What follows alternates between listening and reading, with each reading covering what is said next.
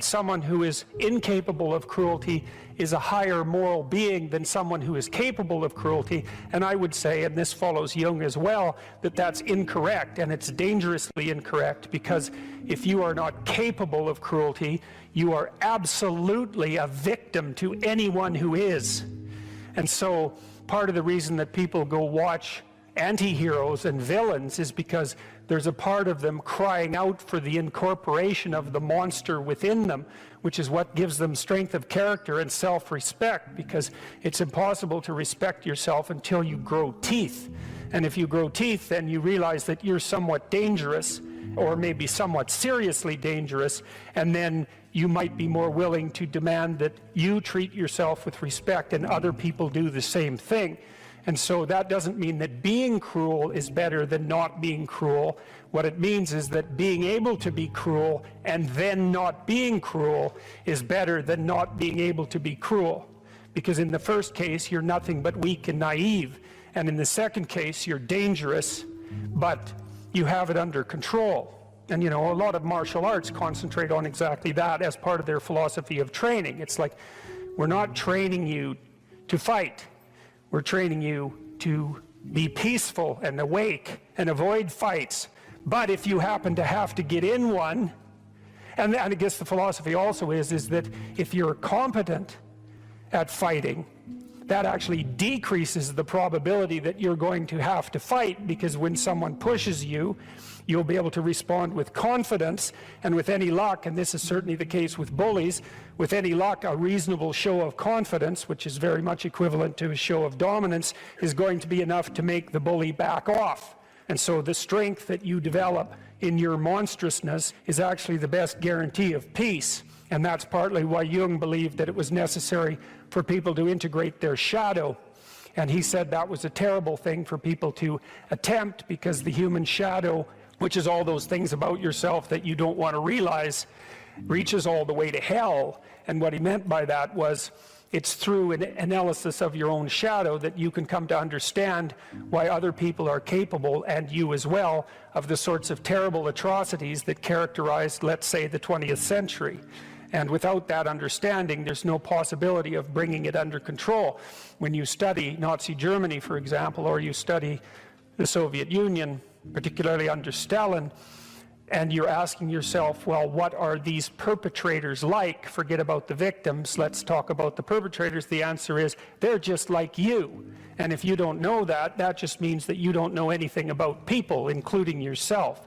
And then it also means that you have to discover why they're just like you. And believe me, that's no picnic. So that's enough to traumatize people, and that's partly why they don't do it. And it's also partly why the path to enlightenment and wisdom is seldom trod upon, because if it was all a matter of following your bliss and doing what made you happy, then everyone in the world would be a paragon of wisdom. But it's not that at all. It's a matter of facing the thing you least want to face.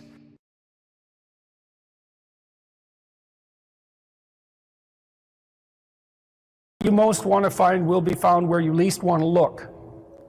There's this old story that's from King Arthur, and King Arthur has these knights, right? They all sit around a round table, which means they're roughly equal. That's what the round table means. And they're off to find the Holy Grail, and the Holy Grail is the most valuable object. That's what it means. So they're off to find the most valuable thing, but they don't know what it is, and they don't know where it is. But they know that there's a most valuable thing. So in some sense, it's akin to them orienting themselves by the star. And they don't know where to look. And so what they decide is, they have the castle, it's the middle of a forest, and so each knight decides to start looking for the Holy Grail by entering the forest at the point that looks darkest to him. And so what's the idea there? Well, imagine there are things that come easy to you, and that you're fond of pursuing, and that you're happy about pursuing. So you've found those and pursued them, and you've mastered them. So you know all that, but then there's another place that you don't want to go. And so you haven't gone there, and you haven't mastered it, and you're very small in comparison to it because you haven't mastered it. And so it has this monstrous aspect. If what you're doing isn't working, it's where you haven't gone that you need to go. And so I can give you another example of this. So let's say you're an agreeable person, And so you don't like conflict and you won't stand up for yourself, and you regard anger and the proclivity to provoke and to engage in conflict as something that's positively terrible. It's not only that you're not good at it, it's actually that it's wrong. So that's where you have to go if you're going to learn how to stand up for yourself. And imagine that you're afraid. Maybe you have something like agoraphobia. So there's a whole bunch of things that you're afraid of, and you don't want to go there. But if you want to put yourself together, then that's exactly where you have to go. And so it's frequently the case that what you want to find is to be found where you least want to find it. And that idea is echoed in the prominent stories of dragons and gold. It's exactly the same idea. The dragon is this terrible thing. It's this terrible predatory thing that lives forever and is very, very wise. And it lives underground, and it'll kill you. It'll burn you up in a second. But it hoards gold. And so you have to go there into the dragon's lair if you're going to get the gold. And that's a representation of people's paradoxical relationship with reality. It's like you have to go out there and confront it in order to incorporate what it has to offer to you. But the probability that that's going to be intensely dangerous and push you right to the limit, first of all, those are actually the same thing. If it didn't push you to the limit, you wouldn't gain anything valuable from it. So you don't get one without the other. You don't get the gold without the dragon. That's a very strange, very, very strange idea. But it seems to be accurate. So all of that's lurking underneath this, in this imagery of the whale. Now, the whale, you can think of the story of Jonah. What happens with Jonah is that, roughly speaking, he's a prophet, and God tells him that he has to go to this city and straighten it out because it's veered off the path and it's heading towards doom. And Jonah thinks, I'm not going to that city to tell those people anything like that because they're not going to be very happy with me just showing up there and telling them, everything they're doing wrong. And so he hops on a boat and tries to get out of there. And then God conjures up this huge storm and the boat is about to be swamped, and Jonah admits that it's actually his fault because God's upset with him because he got this direct command to go straighten out the city and he ran off. And so they're not happy about this, but they throw Jonah overboard and the sea's calm, and great fish comes up, a whale, and swallows him. And then he's down in the fish for 3 days and it throws him up on the dry land, and then he's learned his lesson by that time and he goes off to pursue his proper destiny. So that's echoed in this story as well, that if you don't follow the pathway that you're supposed to follow, the seas will become stormy for you and something will come up and pull you down, and you'll be in a terrible place for some length of time till you learn your lesson. And if you're lucky, you'll get spit back up on shore and then you can go do what you should do. Well, that's not a lesson that anybody needs to have interpreted. I think everybody understands that.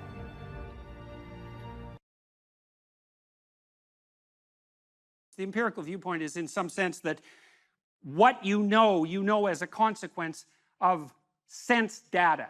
And the problem with that proposition is that there is mystery embedded inside the axiomatic presupposition of sense data.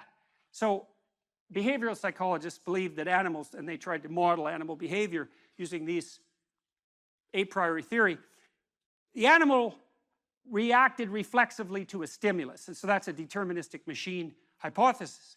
And that always bothered me, partly because animals don't do that. So for example, if you train a rat to run down a maze, it'll learn how to run down the maze. And then if you bind the back legs of the rat, and you put its rear end on a wheeled chariot, it will propel itself through the maze on the wheels. And obviously it didn't learn that reflexively because there aren't that many wheeled rats. And they just don't have that kind of experience. And so the rat's perfectly capable of modifying what it learned in this hypothetically deterministic manner to react to an entirely different set of challenges and come up with exactly the same solution. There was an old behaviorist joke that under controlled laboratory conditions, an animal will do exactly what it damn well pleases. And I like that very much. And the problem with the behaviorist theory of stimulus response was the axiomatic presupposition that the stimulus was given. That you just look at the world and there's the stimulus right in front of you, that takes no effort, and you merely respond reflexively to it. And that's so wrong that it's almost incalculable, because it turns out that perceiving the world is so complex that in some real sense, not only do we not know how we do it, but it looks impossible. And part of the reason that it's impossible, and this is again why empiricism is an incomplete theoretical account of the genesis of knowledge, is that there are literally, or close enough to literally, an infinite number of ways to look at anything. And that's because everything is not only complex in and of itself, at the microcosmic level, almost beyond imagination, but that everything is also situated in a context, which is actually a determining element of the nature of the thing, and the context, expanded enough, actually takes everything into account.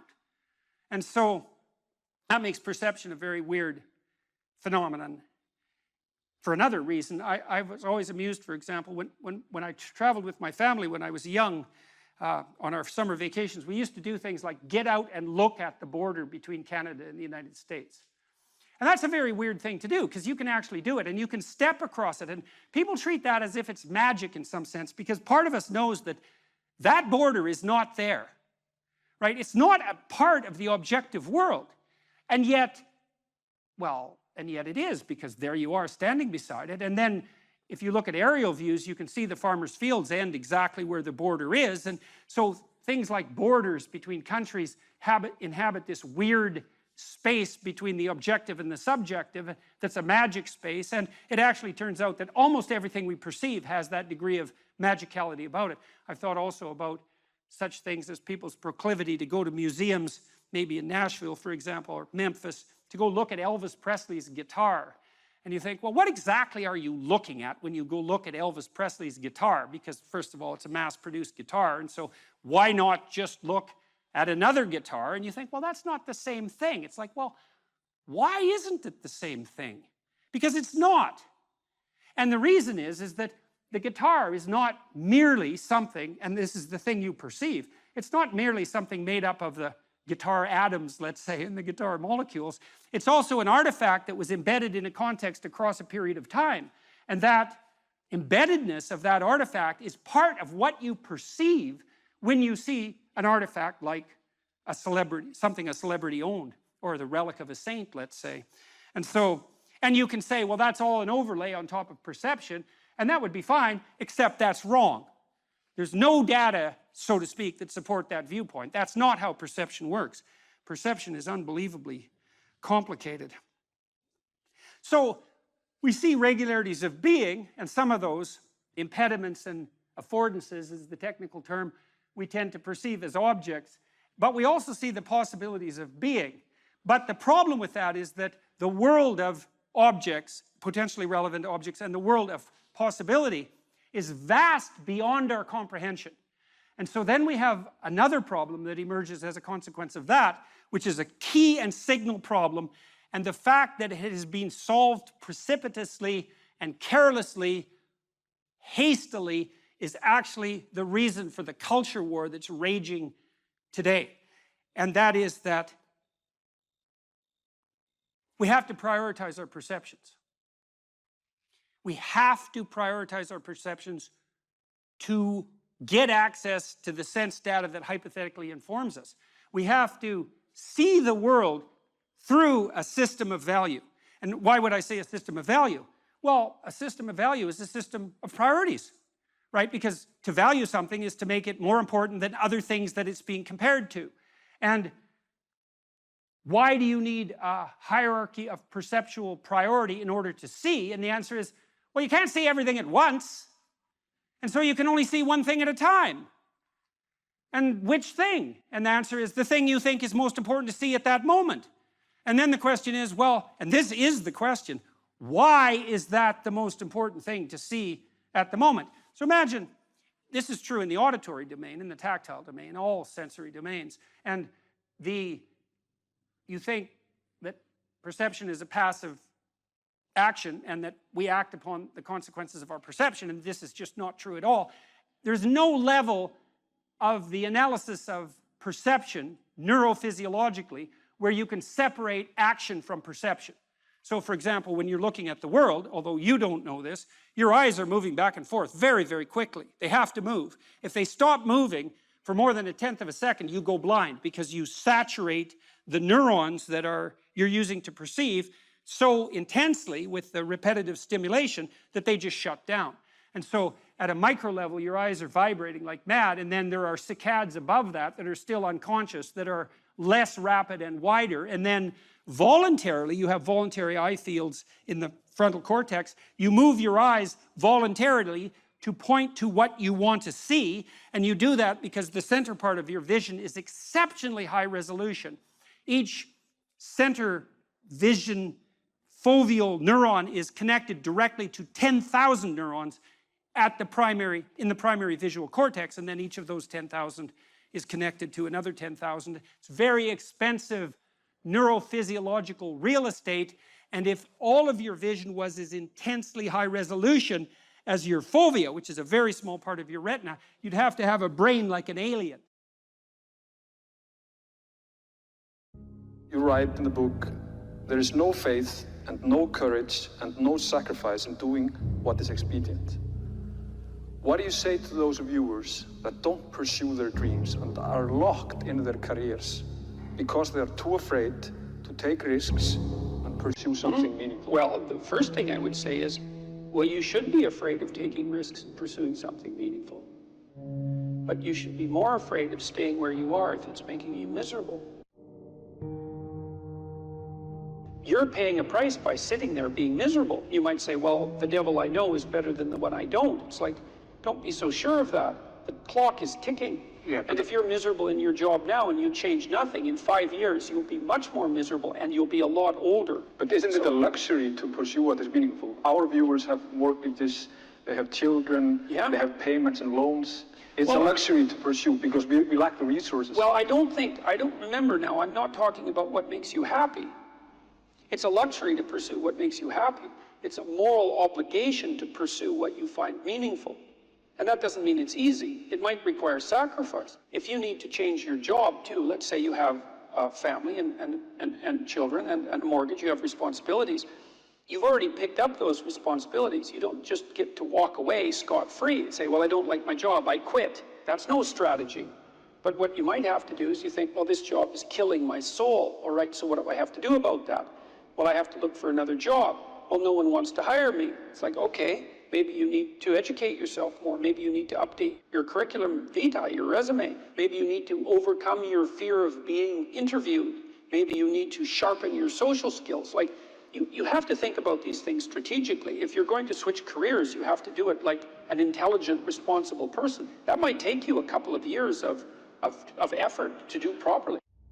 We're built for struggle, us human beings. We're built to contend with the world. We're built to contend with reality. You want a challenge, and the best way that you can take on a challenge, because a challenge fortifies you. So you don't want to be secure, you want to be strong. And you get strong by taking on optimal challenges. And so you lay out your destiny in the world, and you take the slings and arrows of fate, and you make yourself stronger while you're doing so. And you might fail, and fortune might do you in, but it's your best bet.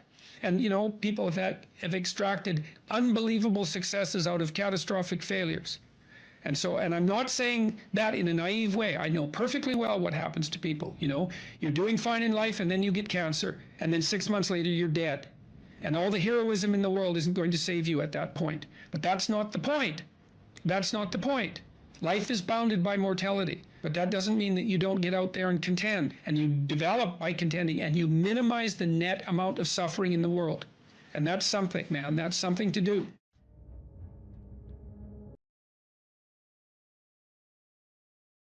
The hallmark of true sovereignty is the willingness of the elite, let's say the talented, the productive, the blessed, the gifted, to justify the unequal division of talent by serving to ameliorate the catastrophic suffering of the dispossessed. Now, Nietzsche warned about that, right? He thought that Christianity would devolve in some sense into the woke nightmare that it has devolved into. But I think he failed to give the devil his entire due. And the notion that the highest is the highest because it voluntarily serves the lowest, that's a deadly idea. And I don't think it's an ideological idea at all. I think it's an idea that removes the paradox of human existence. And so there's that, but then there's another insistence in both Judaism and Christianity, and I'm not saying it's limited to those doctrines, by the way, that The way to deal with suffering is not to avoid it or to circumvent it with a shallow hedonism, but to face it intensely, head on, and voluntarily in its full manifestation. And so one of the things I've realized about the Passion story, which Jung regarded as an archetypal tragedy and in some sense a limit case, right? A story so tragic that you cannot write a more tragic story. Right. Is that it drags the observer, and so that's all of us in Christendom, through the entire catastrophe of human existence, right? So it confronts you with the mob that's after you, that you are also part of. It confronts you with moral relativism in the shape of Pontius Pilate. It confronts you with the oppression of the totalitarian state of foreigners, let's say, in the guise of Rome. It confronts you with the betrayal of your best friend. It confronts you with the willingness of the crowd to punish the virtuous and free the criminal. And that's the story of Barabbas and Christ. And Pajot told me the other day, Jonathan Pajot, that an alternative name for Barabbas was Jesus. And that what the crowd did was pick the political revolutionary over the spiritual leader. And that's perfect. And then it confronts you with the reality that we all face our own mortality, and too early. And the fact that sometimes the innocent and virtuous are punished. And so and then of course there's the horrible, tragic, torturous death, all of that. And that's all signified by the image of the crucifix and what we're doing to ourselves, even though we don't know it. I'm speaking mostly psychologically, although somewhat theologically, is that we're exposing ourselves to the ultimate catastrophe of human existence, while simultaneously manifesting the faith that if we face that unflinchingly, that will resurrect us instead of killing us. That's quite powerful. It's something, man. It's something. It's something I've been puzzling out for, well, a long time, but particularly for the last 6 months. I'm going to write about that in my new book. And when I talk to my audiences about that, you know, and I would especially say this has an impact, again, on demoralized young men, and say, look, we don't know the limits to the expansion of your personality if you're willing to face things without deception.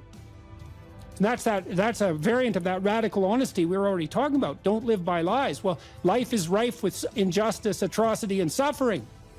And so what do you do with that? Do you avoid it? There's good physiological evidence, by the way, that if you take two groups of people and you subject one group to a stressor involuntarily, and you get the other group to take on the stressor voluntarily, that the pattern of psychophysiological response is entirely different. It's entirely different emotionally, motivationally, and in terms of the damage it does. And so the involuntary imposition of a threat is stressful and damaging, but the voluntary acceptance of a threat is invigorating and revivifying. No, it would be nice if we could be optimistic. And I think, again, the problem with being optimistic is that it's naive. So then the question is there an optimism that's not naive? And I think there is. And the optimism that's not naive is in just a visualization of how strong people can be. So one of the things that I tell people, I've told my students in my class, in Maps of Meaning, here's a goal. You want to be the person at the funeral of your father that everyone can rely on. How would that be? You want to be the person who's broken and useless and adding to the misery in the corner. And look, I'm not making light of people's grief.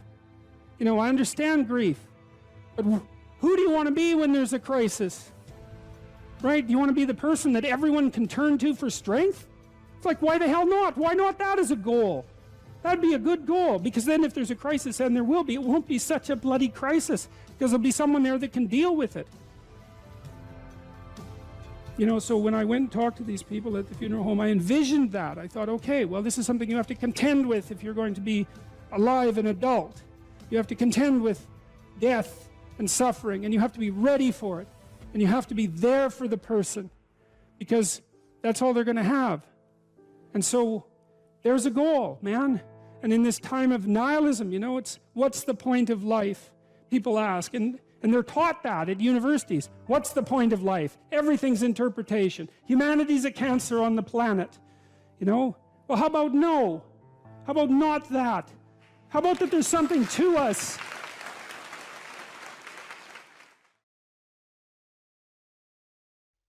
You need structure, you need predictability, and you need more of it than you think, just to keep you sane.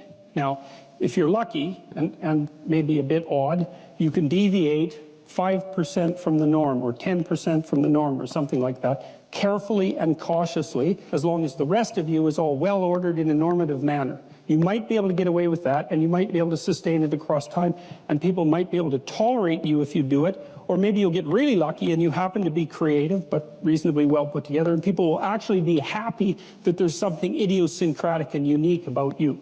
But even under those circumstances, mostly what you want is to have a routine that's disciplined, that's predictable, and bloody well stick to it. You're going to be way healthier and happier and saner if you do that. And then the other thing that you need, because this is one of the things the psychoanalysts got wrong, I think, is that they overestimated the degree to which sanity was a consequence of being properly structured internally, you know? Because from the psychoanalytic point of view, you're sort of an ego, and that ego is inside you. And of course, it rests on an unconscious structure, but the purpose of psychoanalysis is to sort out that unconscious structure and the ego on top of it, and to make you a fully functioning and autonomous individual. But there's a problem with that, because the reason that you're sane as a fully functional and autonomous human being isn't because you've organized your psyche, even though that's important. The reason that you're sane, if you have a well-organized unconscious and ego, is because other people can tolerate having you around for reasonably extensive periods of time, and will cuff you across the back of the head every time you do something so stupid that people will dislike you permanently if you continue. And so what people are doing to each other all the time, just non-stop, is broadcasting sanity signals back and forth, right? It's like you smile at people if they're not only behaving properly, but behaving in a way that you would like to see them continue to behave. You frown at them if they're not, you ignore them if they're not, you shun them, you roll your eyes at them, you manifest a disgust face, you don't listen to them, you interrupt them, you won't cooperate with them, you won't compete with them. It's like you're blasting signals at other people about how to regulate their behavior so frequently, well, it just makes up all of your social interaction. That's why we face each other, and we have emotional displays on our face, and we're looking at each other's eyes, and we know as much as we can about what's going on with each other, given that we don't have immediate access to the contents of their consciousness. And so partly what you're doing with your routine is establishing yourself as a credible, reliable, trustworthy, potentially interesting human being who isn't going to do anything too erratic at any moment. And everyone else is around there tapping you into shape, making sure that that's exactly what you are. And that's how you stay sane. And so what happens to people too, if they don't have a routine and they get isolated, is they start to drift.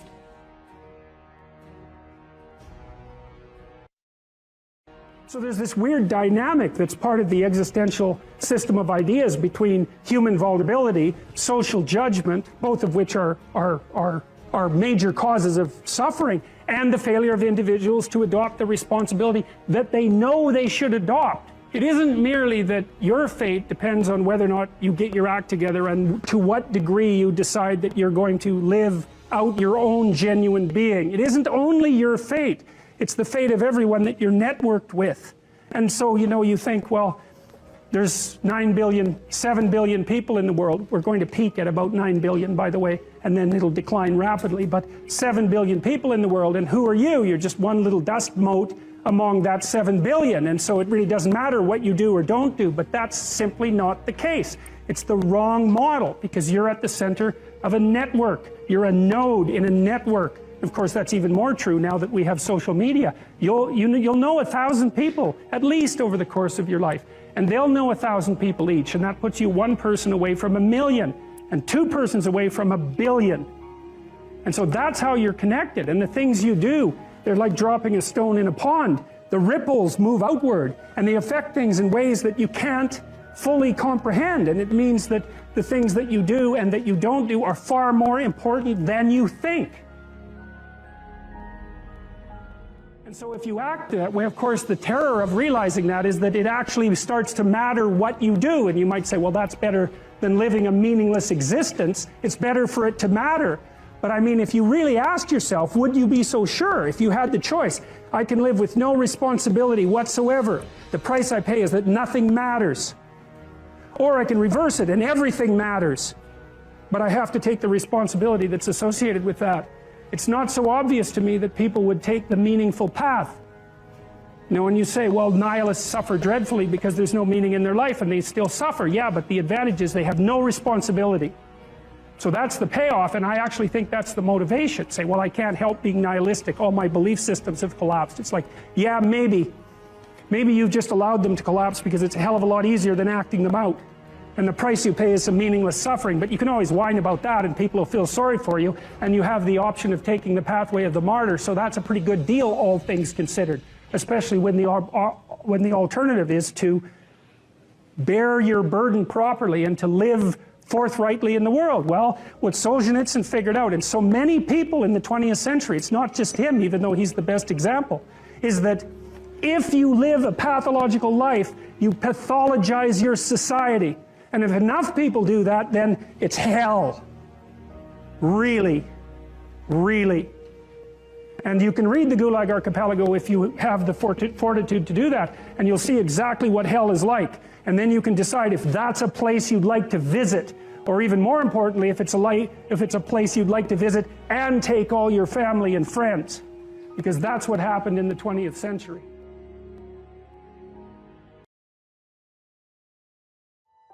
You don't have to necessarily have done anything wrong for things to get completely out of control. It's a terrifying doctrine. But it's not a hopeless doctrine because it still says that there's a way forward, there's a pathway forward, and the pathway forward is to adopt a mode of being that has some nobility so that you can tolerate yourself and perhaps even have some respect for yourself as someone who's capable of standing up in the face of that terrible vulnerability and suffering, and that the pathway forward, as far as the existentialists are concerned, is by, well, certainly by the avoidance of deceit, particularly in language, but also by the adoption of responsibility for the conditions of existence and some attempt on your part to actually rectify them. And the thing that's so interesting about that is, well, two, as far as I'm concerned, and some of this is from clinical experience, you know, if you take people, and I've told you this, and you expose them voluntarily to things that they are avoiding and are afraid of, you know, that they know they need to overcome in order to meet their goals, their self-defined goals. If you can teach people to stand up in the face of the things they're afraid of, they get stronger. And you don't know what the upper limits to that are, because you might ask yourself, like, if for 10 years, if you didn't avoid doing what you knew you needed to do, by your own definitions, right, within the value structure that you've created to the degree that you've done that, what would you be like? Well, you know, there are remarkable people who come into the world from time to time, and there are people who do find out over decades-long periods what they could be like if they were who they were, if they spoke their being forward. And they get stronger and stronger and stronger, and we don't know the limits to that. We do not know the limits to that. And so you could say, well, in part, perhaps the reason that you're suffering unbearably can be left at your feet, because you're not everything you could be, and you know it. And of course, that's a terrible thing to admit, and it's a terrible thing to consider, but there's real promise in it, right? Because it means that perhaps there's another way that you could look at the world, and another way that you could act in the world, so what it would reflect back to you would be much better than what it reflects back to you now. My experience is with people that we're probably running at about 51% of our capacity. I mean, you can think about this yourselves. I often ask undergraduates how many hours a day you waste, or how many hours a week you waste, and the classic answer is something like 4 to 6 hours a day. You know, inefficient studying, watching things on YouTube that not only do you not want to watch, that you don't even care about, that make you feel horrible about watching after you're done. That's probably 4 hours right there. You know, you think, well, that's 25 hours a week, it's 100 hours a month, that's 2.5 full work weeks, it's half a year of work weeks per year. And if your time is worth $20 an hour, which is a radical underestimate, it's probably more like 50 if you think about it in terms of deferred wages. If you're wasting 20 hours a week, you're wasting $50,000 a year. And you are doing that right now. And it's because you're young, wasting $50,000 a year is a way bigger catastrophe than it would be for me to waste it, because I'm not going to last nearly as long. And so if your life isn't everything it could be, you could ask yourself, well, what would happen if you just stopped wasting the opportunities that are in front of you? You'd be, who knows how much more efficient? 10 times more efficient, 20 times more efficient. That's the Pareto distribution. You have no idea how efficient people get. It's off the charts. Well, and if we all got our act together collectively and stopped making things worse, because that's another thing people do all the time, not only do they not do what they should to make things better, they actively attempt to make things worse because they're spiteful or resentful or arrogant or deceitful or homicidal or genocidal or all of those things all bundled together in an absolutely pathological package. If people stopped really trying just to make things worse, we have no idea how much better they would get just because of that.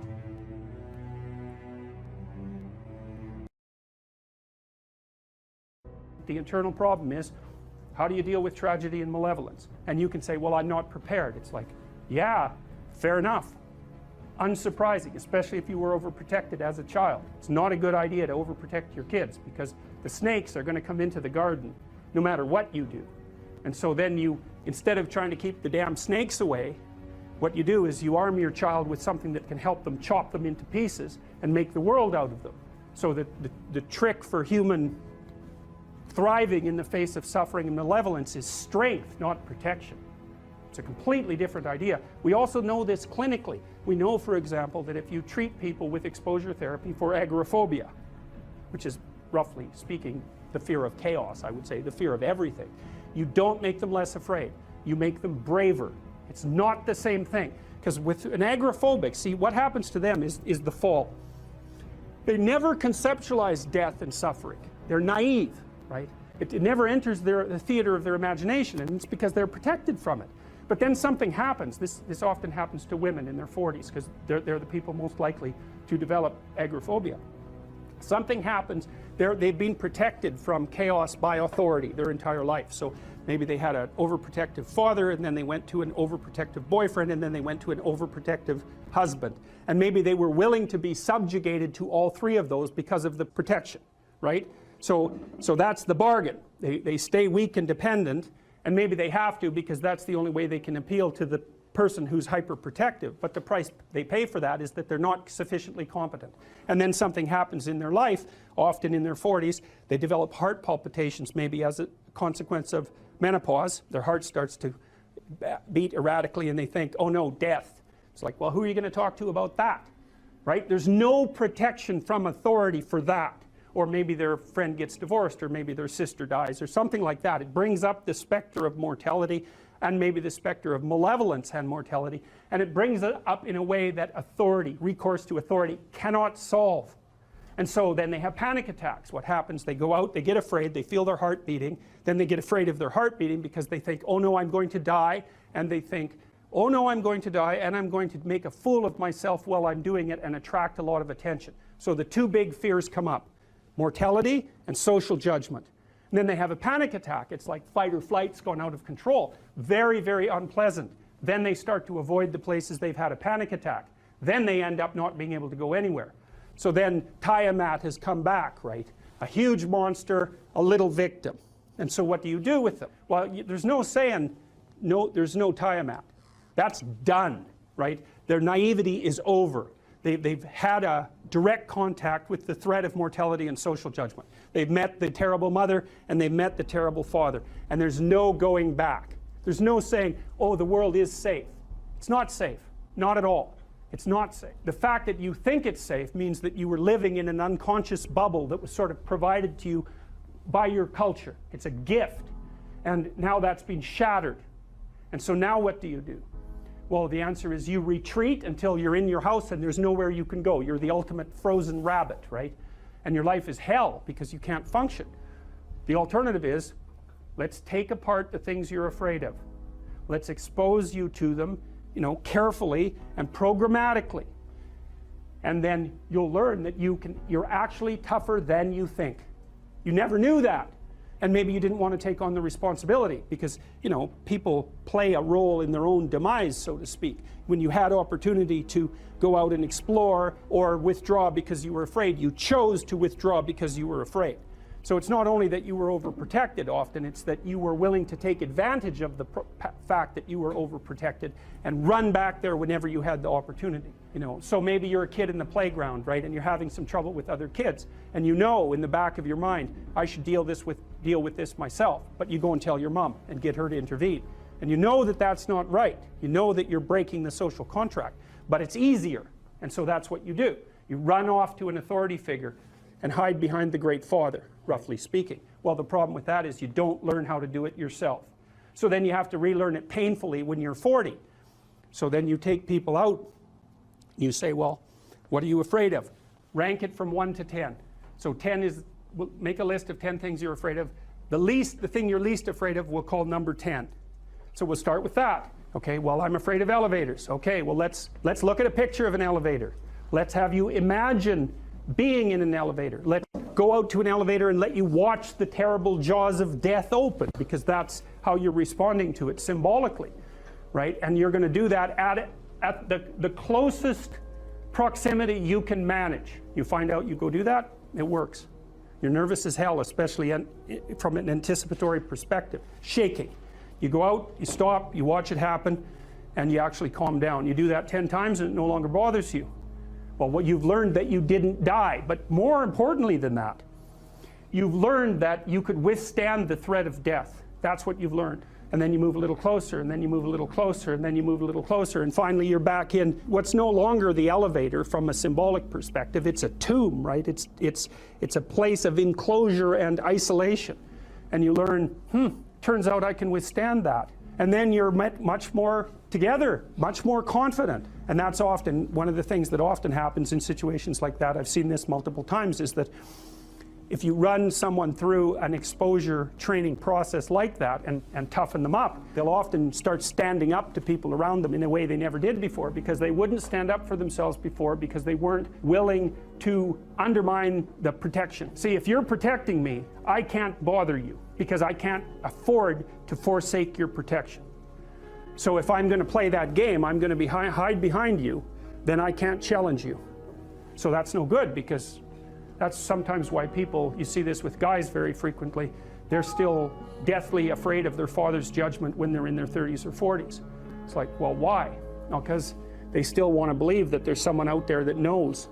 And so they're willing to accept the subjugation because it doesn't force them to challenge the idea that there's someone out there that knows. Because that's the advantage of having your father as a judge, right? Because he knows. Well, what if he doesn't? What if no one knows any better than you? Well, that's a rough thing. You don't, until you realize that, you're not an adult, right? That's really technically the point of realization of adulthood, is that no one actually knows what you should do more than you do.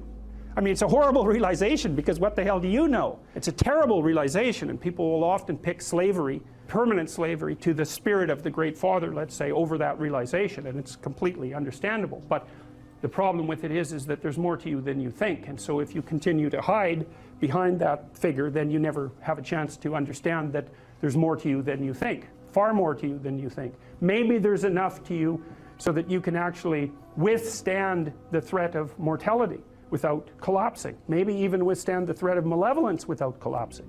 Who knows? It's certainly possible. And it's not an abstract question. It's exactly the sort of question that you address in the psychotherapeutic process. It's always the question that you address. And the answer is often in the affirmative, because people can get unbelievably tough. And you know that because people work in emergency wards in hospitals, right? Or they work in palliative care wards, or they work as mortuary assistants. I mean, these people have bloody rough jobs, you know, or they're on the front line of police investigation into, you know, heinous child abuse crimes, and so they're confronting malevolence on a regular basis. And, you know, those are very stressful jobs, but people do them. And some people do them without even being damaged by them, although that's a harder thing, because you can see horrible things, you know, things you'll never forget.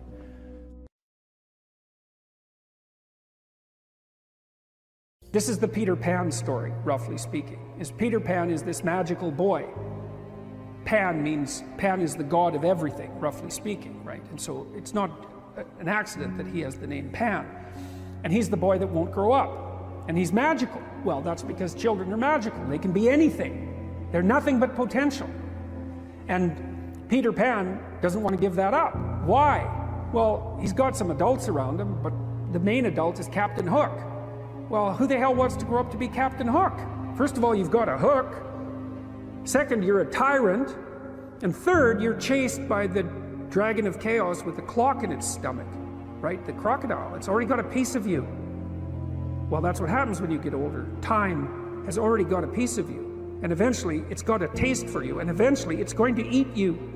And so Hook is so traumatized by that he can't help but be a tyrant. And then Peter Pan looks at traumatized Hook and says, well, no, I'm not sacrificing my childhood for that. So that's fine, except he ends up king of the Lost Boys. In Neverland, well, Neverland doesn't exist, and who the hell wants to be king of the Lost Boys? And he also sacrifices the possibility that he'll have a real relationship with a woman, because that's Wendy, right? And she's kind of conservative, middle-class, London-dwelling girl. She wants to grow up and have kids and have a life. She accepts her mortality, she accepts her maturity. Peter Pan has to content himself with Tinkerbell. She doesn't even exist. She's like the fairy of porn. She doesn't exist. She's the substitute for the real thing. But the dichotomy that you're talking about is very tricky, because there's a sacrificial element in maturation, right? You have to sacrifice the pluripotentiality of childhood for the actuality of a frame. And the question is, well, why would you do that? Well, one reason is it happens to you whether you do it or not. You can either choose your damn limitation, or you can let it take you unaware when you're 30, or even worse, when you're 40. And then that is not a happy day. I see people like this, and I think it's more and more common in our culture, because people can put off maturity without suffering an immediate penalty. But all that happens is the penalty accrues, and then when it finally hits, it just wallops you, because when you're 25, you can be an idiot. It's no problem. Even when you're out in a job search, it's like, well, you don't have any experience and you're kind of clueless. It's, yeah, you're young, it's no problem. That's what young people are like, but they're full of potential. Okay, well, now you're the same person at 30. It's like people aren't so thrilled about you at that point. It's like, what the hell have you been doing for the last 10 years? Well, I'm just as clueless as I was when I was 22. Yeah, but you're not 22. You're an old infant, right? And that's an ugly thing, an old infant. So, part of the reason you choose your damn sacrifice, because the sacrifice is inevitable, but at least you get to choose it. And then there's something that's even more complex than that in some sense, is that the problem with being a child is that all you are is potential, and it's really low resolution. You could be anything, but you're not anything. So then you go and you adopt an apprenticeship, roughly speaking, and then at least you become something. And when you're something, that makes the world open up to you again. Like if you're a really good plumber, then you end up being far more than a plumber. Like you end up being a good employer. If you're a really good plumber, well, then you have some employees, you run a business, you train some other people, you enlarge their lives, you're kind of a pillar of the community, you have your family. Once you pass through that narrow training period, which narrows you and constricts you and develops you at the same time, then you can come out the other end with a bunch of new possibility at hand. And Jung talked about that. He thought that part of the proper path of development in the last half of life was to rediscover the child that you left behind as you were apprenticing. And so then you get to be something and regain that potential at the same time. Very, very smart. Well, he was very, very smart. So that's very wise thing to know. So, yeah. Sacrifice. You get to pick your damn sacrifice. That's all. You don't get to not make one. You're sacrificial whether you want to be or not. That's a good thing to know as well. So as men move into their careers, how might responsibility and purpose be conceptualized? Well, look, so I always start from the fundamental observation that life is characterized by a fair bit of suffering. there's a tragic element to life. Tragedy tainted by malevolence. And what that poses a problem, and the problem is, well, what can sustain you through suffering and tragedy, betrayal and illness, death, loss, disappointment, frustration, confusion. And it's not hedonism. It's not happiness, not if you conceptualize happiness in this narrowly pleasure-seeking hedonic way. First of all, that doesn't iterate very well. You know, you can drink 26 of vodka one night, and that might be a pretty fun night, but you know the next 2 or 3 days are not going to be so pleasant, and you'll probably do at least 5 things that you seriously regret, assuming you can remember what they are. So it's not a great strategy, and everyone knows that you know, that casual, impulsive pleasure-seeking is not, it's not a good game. Everyone knows that. And that doesn't mean you should be afraid to try it, right? That's entirely different. You need to bash yourself around a bit. What did William Blake say? Wisdom through excess. There's definitely something to that. So, you know, walling yourself away from experimentation, that's not a good idea. But falling prey to indulgences, that's a catastrophe. So you can't find, and then if your life is proceeding in a direction that's painful and tragic for reasons that might be really out of your control, obviously you're not going to be happy during those times. You may not have even the opportunity to seek anything that's pleasurable or the ability to experience it. So then what's going to sustain you under those circumstances and sustain your will to live, but even more importantly, protect you from the resentment and the moral corruption that unrequited suffering can so easily produce? And the answer to that is not happiness, but something like meaning. And then you might ask yourself, well, where is meaning to be found? And the answer seems to be primarily through the voluntary adoption of responsibility. You know, so people find meaning in the love they have for their partner and their decision to care for someone else as well or better than they would care for themselves. They find meaning in that, and it can sustain itself across many, many decades, for better or for worse. That's no joke, that phrase. They find meaning in the relationship they establish with their children, assuming they take the responsibility for that relationship. They find meaning in their friendships. They find meaning in their business associations, their civic engagement. You know, people moralize at older people, moralize at younger people and say, well, you should accept your responsibility, you should shoulder your duty. And that's true, but it isn't exactly that you should do it because you should do it, even though you should. It's that there isn't anything better that you can possibly do. Like, you have to justify yourself to yourself. You have to justify yourself to yourself because of your inadequacies and your failure and your error and your propensity to repeat errors that you know you shouldn't repeat, your sinful nature. You have to atone for that. And then you have to justify your life to yourself because it's characterized by death and suffering. And so you need something worthwhile to do. And, well, then you might say, well, there's nothing worthwhile to do. It's well, you're probably not really in any position to make that judgment, you know, till you've gone all in at least one thing. At least one thing. Because, like, who the hell are you? You're 16, you're cynical and nihilistic. It's like, you're not wise. You're not a philosopher. You don't know anything. And thank God, right? Because you don't even want to think you know anything because you're bloody miserable and you're suffering. And so if you're also right, well, then you're doomed. So you better bloody well pray that your cynicism and nihilism, unearned though it may be, is based on a fundamental falsehood. And it is. You can find deep significance in your life, and you find it essentially through the decision to voluntarily bear your suffering and to trudge uphill nonetheless. And there's something heroic about that in the most fundamental sense. And that heroism is something so deeply meaningful that it, in some sense, triumphs over even death. And so as you move forward through life, you mature, you start by developing responsibility for yourself, your friends, your roommates, then you take on a partner, and you have a family, and you expand the domain of responsibility and generosity, and you want to expand that.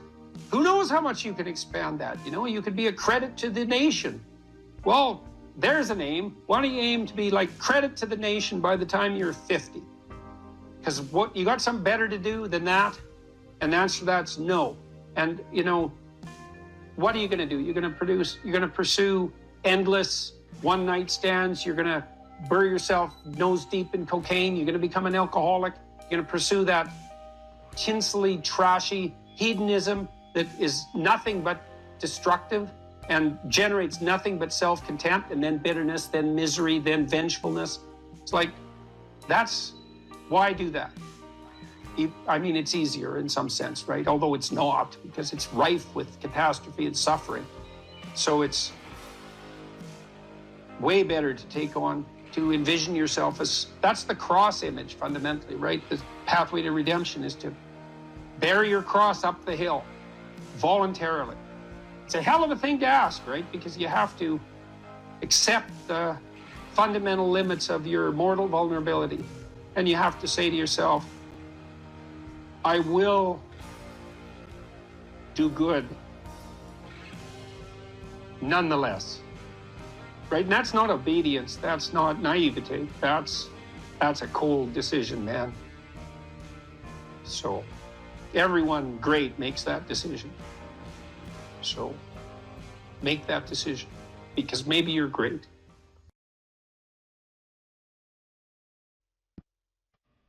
I got together with the woman who was going to become my wife, Tammy. I mean, I've known her since we were 8, and she was a friend of mine when I was a kid. And so we've known each other forever. But we got together seriously when we were in our late 20s. And she was really ready to have a family, like now.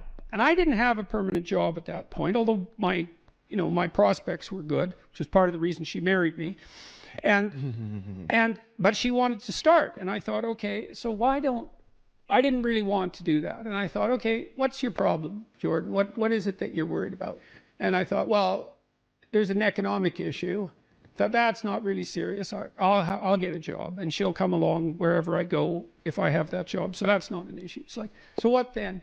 Well, babies. What the hell do I know about babies? Nothing. I can't take care of a baby. I don't know how to do that. So I said to her, well, the reason I seem to be objecting is because I'm kind of doubtful about the infant stage. Like toddlers, I know what to do with them. I can play with kids. But when they're under a year, they're like a foreign object to me in many ways. I don't know what to do. And so that worries me. And so I'll tell you what, if you'll take primary care for the infant, I'll take care of you and the infant. And how would that be?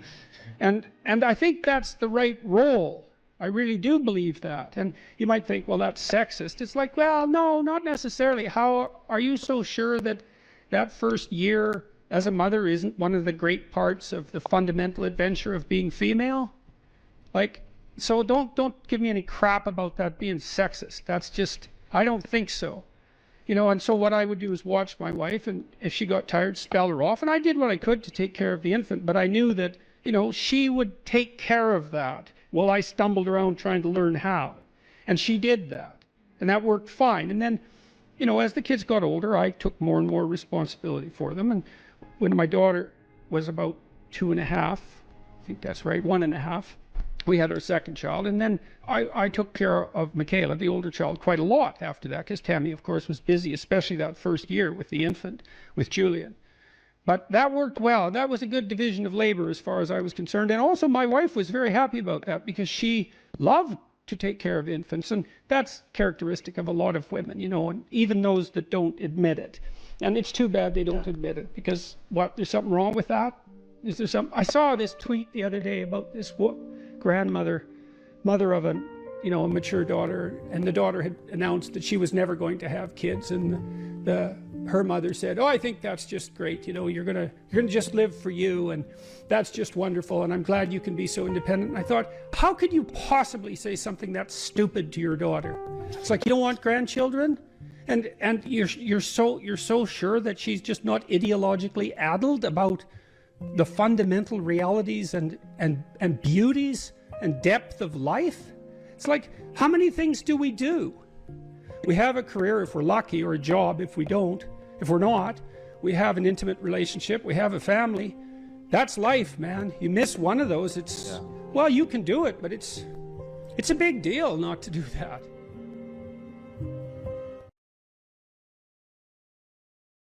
One of the things that you can, I think this heightens the meaning in your life, is to try to do difficult things, right? Aim high. Don't aim so damn high you can't manage it, and make sure you break down your aims into reasonably attainable sub-goals, but you want to aim high, and then you want to see how hyper efficient you can get. That's a great thing to do in your early 20s, is to see, okay, like, discipline yourself. You think, okay, how much work can I do if I load myself right to the maximum? How far can I work? How hard can I work until I exhaust myself? And then you back off, obviously, because the optimal amount of working, productive engagement, let's say, is that which is sustainable across decades. So you have to learn that, but you don't learn that without stretching yourself to your limits to begin with. And, you know, if your life isn't everything it could be, and if you're suffering from an excess of meaninglessness, well, it means you're not oriented in the world of chaos and order properly. It's like you could learn to discipline yourself. Look, figure out what it is that you need to do and that you want to do, and then see how efficient you can get. Because one of the things that's quite fun is to figure out, if you have a task, I always tell my graduate students this if they're doing an experiment too.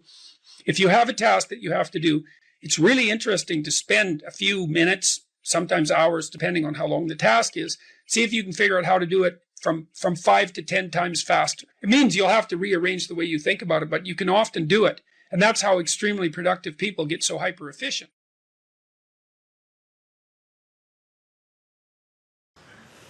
So, you know, one way of conceptualizing yourself is that you're one speck of dust among 7 billion. And when you conceptualize yourself that way, you might think, well, what difference does it make what I say or do? And that's actually quite convenient for you, because if it doesn't matter what you say or do, then you don't have any responsibility and you can do whatever you want. The price you pay for that is a bit of nihilism, but if you don't have to shoulder any responsibility, that's a small price to pay.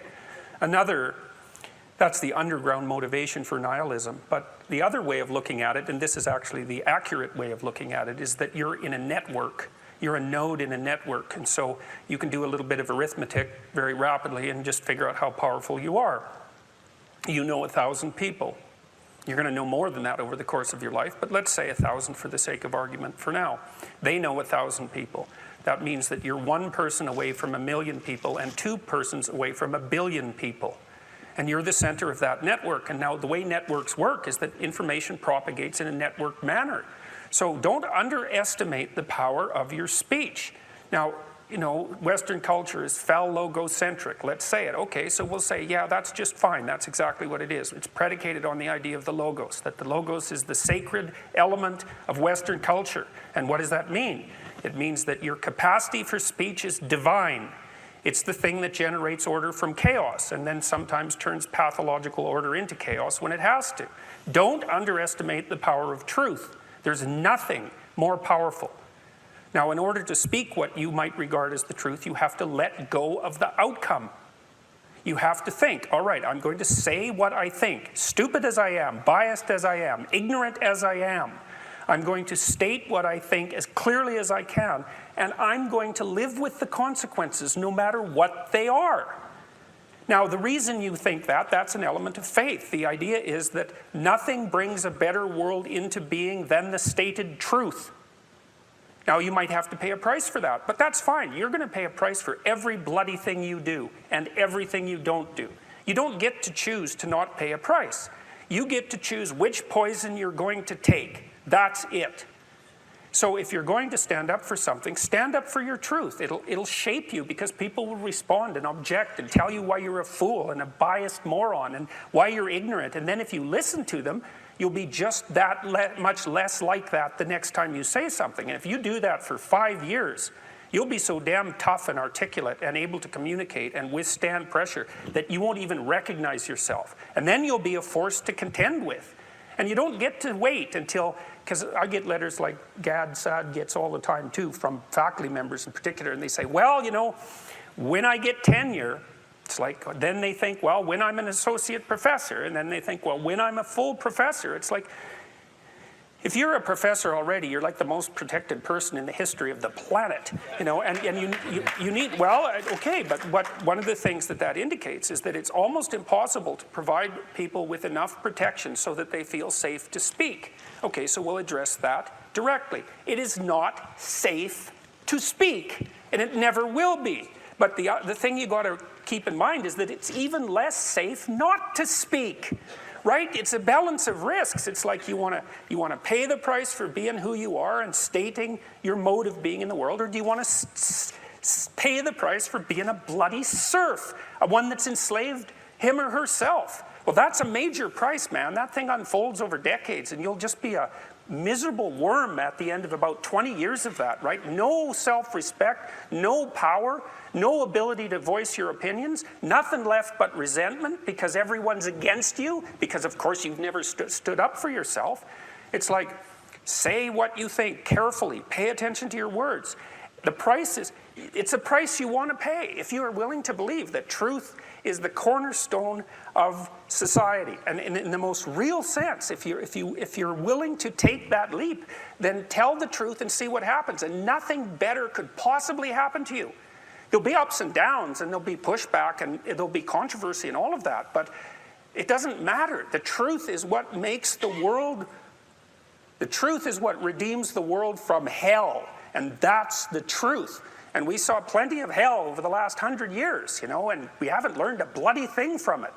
It's like, wake up, tell the truth, or at least don't lie. That's a start. And you got to understand that's a risk. But I have one more brief thing to say about that. So, you know, I said what I had to say back in September, and I'm sure that I could have done it better, and many people have told me how I could have done it better, although it didn't mean they would actually do it, but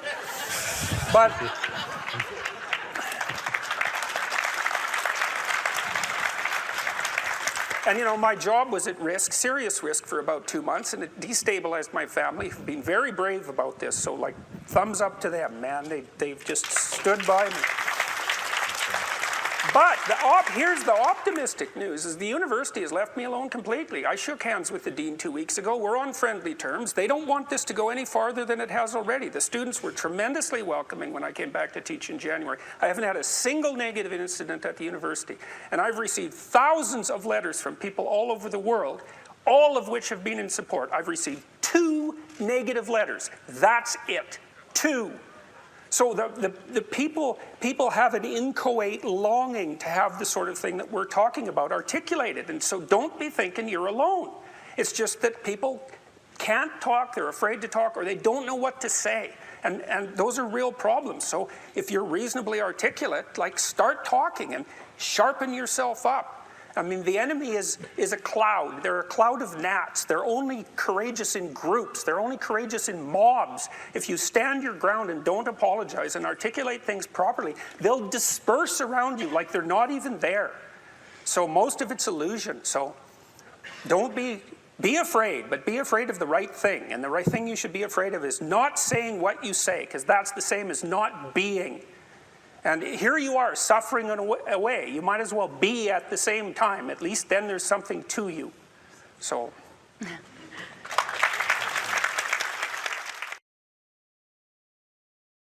You have to be tough as a damn boot to be good, because you have to stand your ground when you need to stand your ground, and you have to be able to say no when it's time to say no, and you have to mean it. And so then you have to think and plan strategically so that when you're going to say no, you can mean it and it will stick. You know, and that takes a certain amount of integrated malevolence, I would say. And once it's integrated, it's not malevolence, it's strength. It's strength of character. It's the ability to stand your ground. And you have to cultivate that. And you cultivate that, at least in part, by telling the truth. And so you take your place in the world as a decent person and as a decent citizen, and you play the hierarchical game properly. And that is to stand up straight with your shoulders back. It's like the world's an onslaught.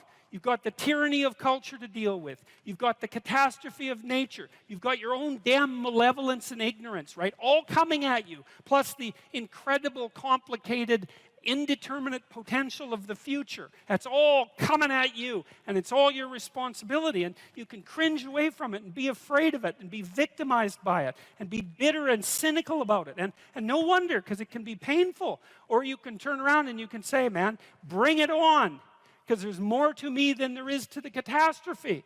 And this is what I discovered from looking at what I looked at. I looked at the darkest things I could look at, really, for 30 years. I was really a lot of fun to be around, I can tell you.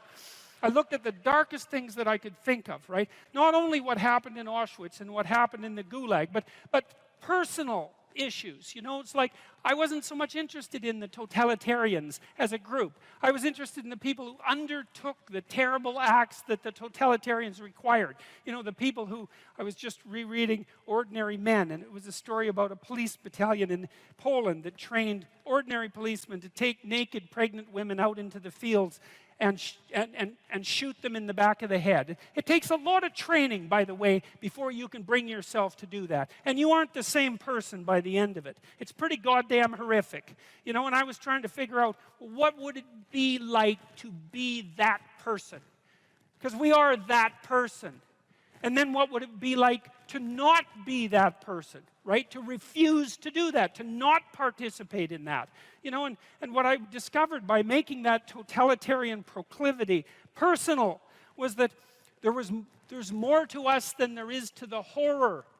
As nature is, bent on our destruction, bad as culture is, tyrannical and bloody, back as far as you can look, as malevolent as you are in the darkest part of your heart, and that's plenty malevolent. The possibility that's within you that can well up, the courage and the truth and the ability and the skill and the willingness to set things right, if you are willing to set them right, is more powerful than all of that. And so it's so interesting. It was proof for me of an old saying I read from Carl Jung. It's an alchemical motif, in sterquilinus inventur, which is what you most want to be found will be found where you least want to look, essentially. And it's so interesting because it means that if you're willing to turn around and to stand up, stand up straight, and face the darkness like fully, what you discover at the darkest part is the brightest light. And that's something that's so much worth discovering, because there's going to be terrible darkness in your life. And it's going to make you cynical and bitter. And it could easily be that you're just not looking at it enough. Because if you looked at it enough, and you didn't shy away, and you brought everything you had to bear on it, you'd find that there was more to you than there was to the horror. You know, I watched my father-in-law. I'll end with this. And you know, you don't know, because you're not bringing your A game to the table with all that cynicism and bitterness and resentment and willful blindness and avoidance. Maybe you're playing at 60%. It's not good enough, because there's too much of what's bad for 60% to be good enough. It's like you need 90% or 95% or 100%. When about 15, 20 years ago, my mother-in-law developed frontal temporal dementia, which I wouldn't recommend. You know, it's one of those degenerative neurological diseases like Alzheimer's, and those bloody things are like they're in the top echelon of awful. You know, you watch a person deteriorate before your eyes. It's a lengthy, lengthy death. And it was slow. And her husband, he lived in this little town that I grew up in, about 3,000 people. And he was quite a character, man. Everybody knew him. I bought him a Foghorn Leghorn t-shirt once, because that's kind of what he was like. He was loud and sort of bombastic, but he stood up straight, I can tell you. And he played the fool a little bit, mostly for the amusement of people, but he was no damn fool. And I always admired him and liked him. And the feeling was mutual, thank God, since I married his daughter. And, you know, he drank a lot with his crazy friends up in northern Alberta, and he wasn't at home a lot because he was working a lot. And you know, he was kind of a party animal about town, but a good businessman and a good man. And then his wife got sick, and they moved to another town. And, you know, he took care of her for like 15 years. It was unbelievable. as she deteriorated, and she got more desperate to have him around, and her love for him never went away. Even as she lost herself almost completely, she would always light up when he came into the room, and he took care of her right till within weeks of her death. He had to finally put her in an old folks home because he was no longer strong enough to lift her up from the chair. And we interacted with him a lot, because we were trying to help him figure out how to cope. And we had signs put up in the house, electronic signs that would tell her when he was leaving so that she would know where he went. And we had recordings in the bathroom so that she knew what to do when she went into the bathroom. And we tried to do everything we could to not make this absolutely bloody, atrocious experience complete hell. And he participated the whole way, and it was really something to see. It was really it left me with a tremendous sense of admiration for him, but not just for him, but for people who can do that.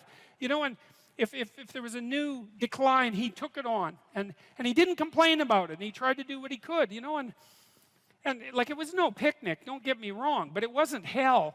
And then we were all gathered around the deathbed, my wife's mother's deathbed, and the family was there, and they got along pretty well, and her sister's a palliative care nurse, and the other one's a pharmacist, and none of them are particularly afraid of illness and death. They're a pretty tough group. And so, they made sure their mother's lips were wet while she was no longer eating or drinking, and tried to make her comfortable. And they're around the deathbed, and they were kind of getting along, It wasn't Family Feud at mother's death time, and that was kind of nice.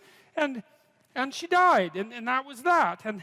But it wasn't just that, because the fact that the family had coped with it well and nobly and honorably, I would say, brought them together. They were closer afterwards than they were before. And they all had more respect for their father. And then in the old folks' home, he met another woman who had a husband there who had Alzheimer's. And they got to know each other, and he died after a while, and she died after a while. And then a few months later, they started going out. And then eventually they had a relationship, and now they live together. And so he gained something. Like, it wasn't that he replaced what he lost, you know what I mean? Because he still has pictures of his wife up in his house, and she was the love of his life, and that's not going away. But, his family respected him more, and everybody pulled together more, and it wasn't hell at the deathbed, it was just tragedy, and the family pulled together more. And that was a good example of how you can extract at least a certain amount of light out of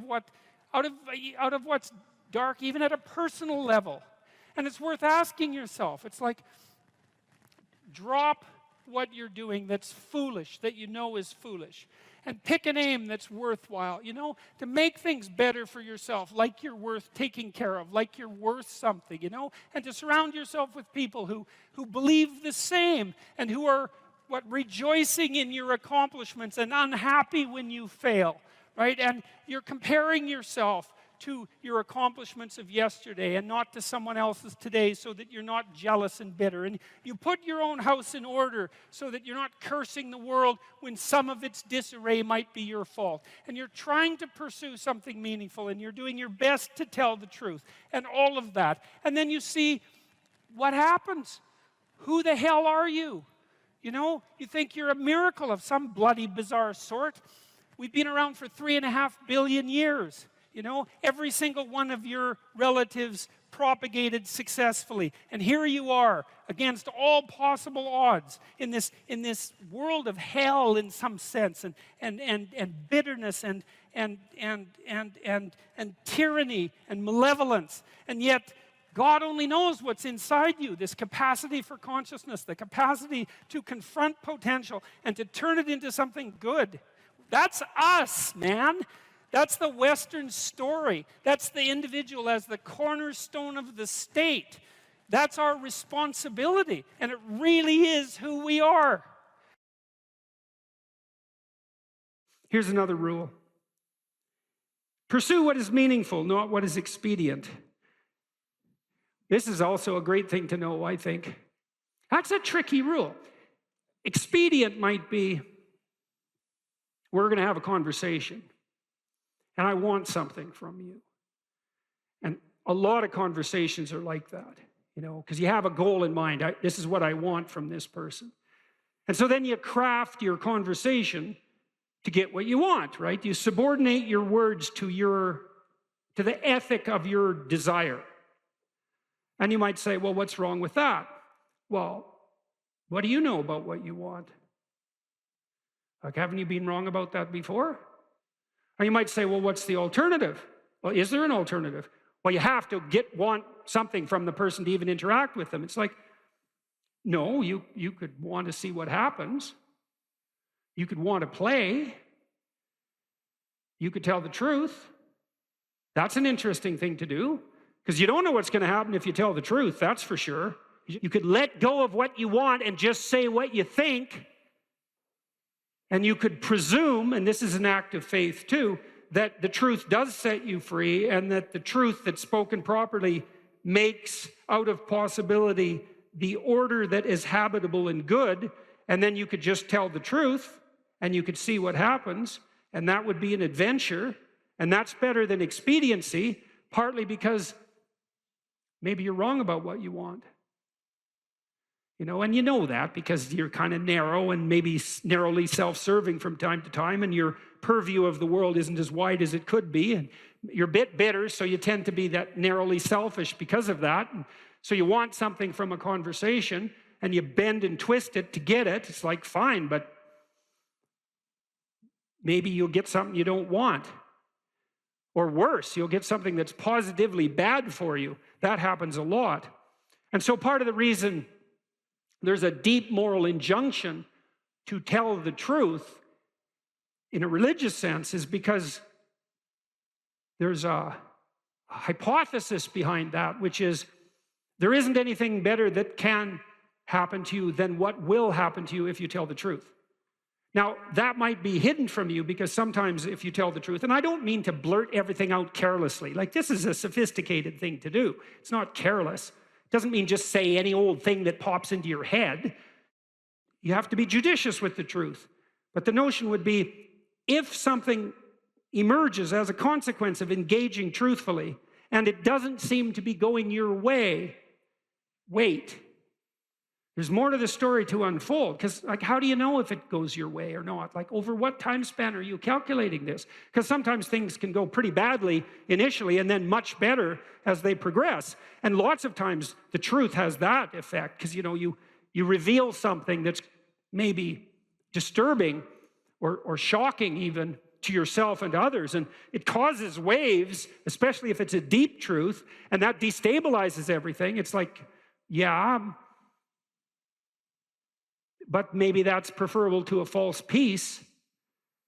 You can't find out if it's true without doing it. You're not going to gather the evidence beforehand. So that's the true side of it.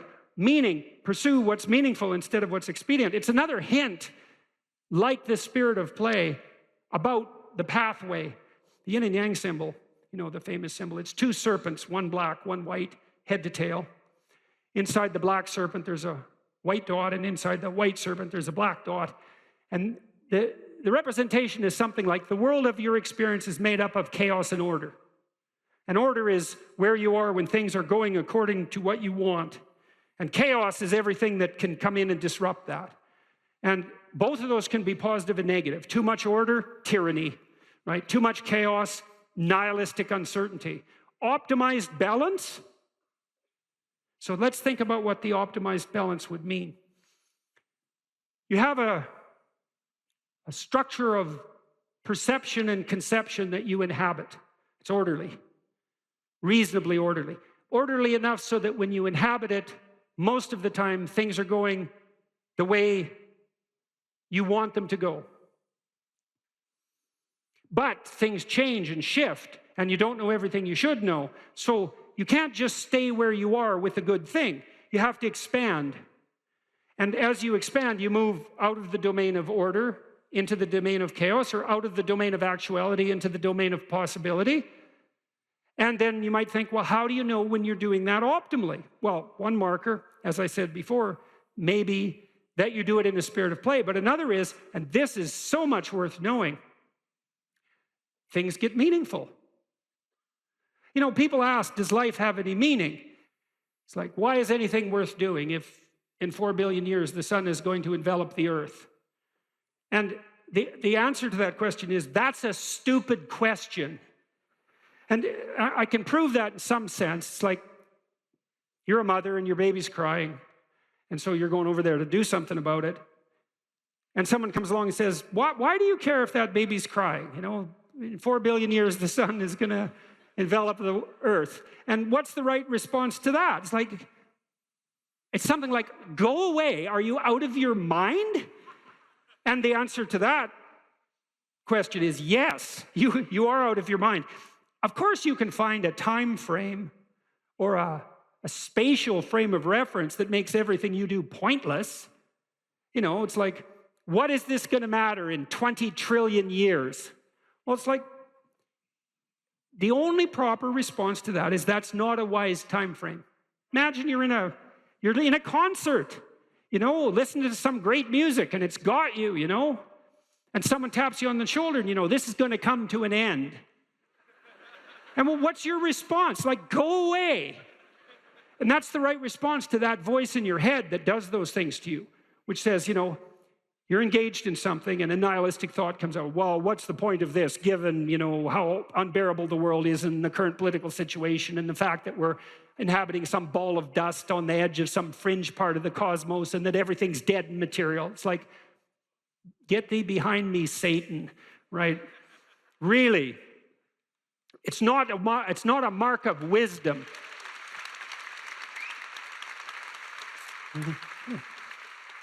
It's not a mark of wisdom to let nihilistic, demonic voices steal your joie de vivre. That is not a mark of wisdom. And you might object, well, at least it's not naive. It's like, yeah, cynicism might be preferable to naivety, but it doesn't hold a candle to wisdom. And that's worth knowing too. Because once you've been hurt and you're cynical, there's no going back to naive. But there's no point in staying at cynical. And there are degrees of courage way beyond cynicism. And some of that is the regaining of the faith you had as a child despite your current level of wisdom. And that's something to strive for, right? That's a moral attainment. That's not a burying your head back in the sand. Quite the contrary. And so, well, back to the yin and yang symbol. Imagine you have an instinct that orients you. Well, you do. As a matter of fact, there's a reflex that's replicated at multiple levels of your nervous system, and it's ancient. If you have a nervous system as an animal, you have this reflex. And the reflex is something like surprise. You know, if I walk across the stage and I hear a loud noise behind me, I might go like this. And that would be automatic because I'm gripped by unconscious systems. And what's happening is some chaos has emerged, and it stops me in my tracks because something unexpected happened, my current plan is incomplete. And then I'll turn and orient towards the place of the disturbance. And that's the beginning of exploratory behavior. And then I might run away, which might make me safe, or I might cautiously investigate, in which case I can find out what caused the disturbance, maybe rectify it, and maybe update my plan so that that sort of thing doesn't happen again. That's a better approach. And I would say, you don't just have to face the reality of unjust suffering and death in your life. You have to face the reality of hell. And you might say, well, I don't believe in hell. It's like, well, do you believe in Nazi Germany? You know, do you believe in the Stalinist Soviet Union or Maoist China or Cambodia? That's hell. And you can assess that more deeply. You could say, well, that's not even hell, that's not as precise a formulation of hell as you might be able to conceptualize. Hell is actually participation in the process that led to the establishment of those countries. And that's something that human beings do.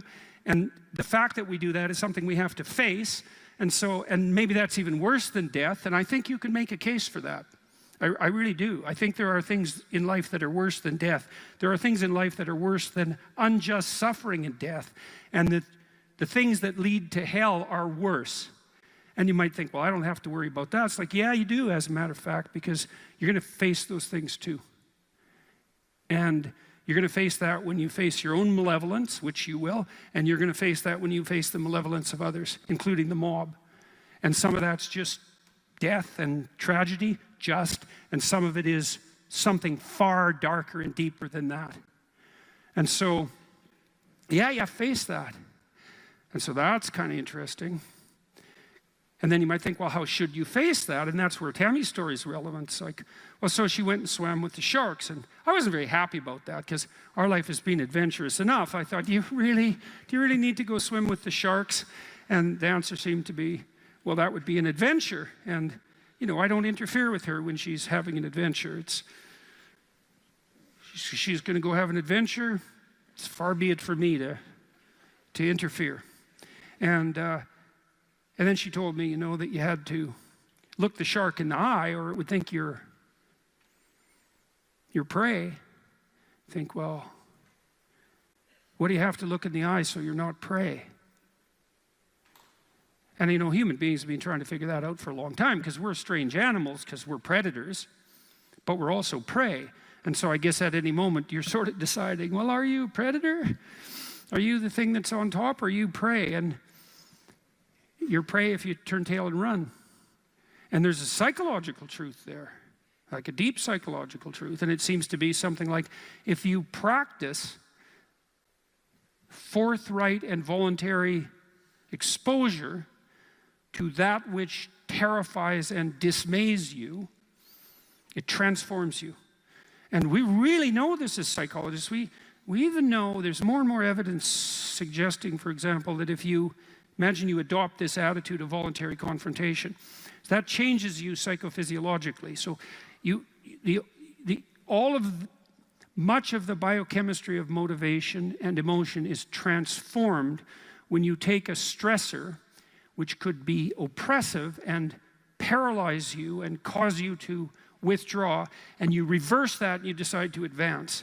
It's like a different spirit inhabits you. And I mean this physiologically. There's a whole different pattern of being that makes itself manifest in you neurologically and psychophysiologically and pharmacologically. So you take it on as a challenge, right? And that transforms you at a cellular level too, because one of the things we've discovered in recent years is that if you do something new and complex, then that turns on that parts of your DNA that haven't produced proteins before will start producing new proteins and reconstruct you from the cellular level up.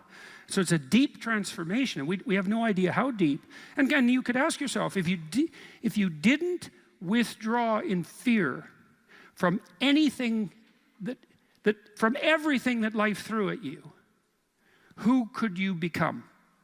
And I would say that's the central religious question in some real deep sense. You know, are more things thrown at us than we can manage? Well, that's a tricky question, because pretty dreadful things are thrown our way. And you might say, well, that just presents an insuperable barrier to progress. That's not very helpful, because you're alive, here you are, you got these problems to contend with, and if it's an impossible task, then how could you be anything but hopeless and desperate?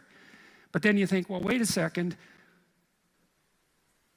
How would things transform if I took this on as a voluntary adventure? You know, regardless of its scope, and the scope would include unjust suffering, death, and hell.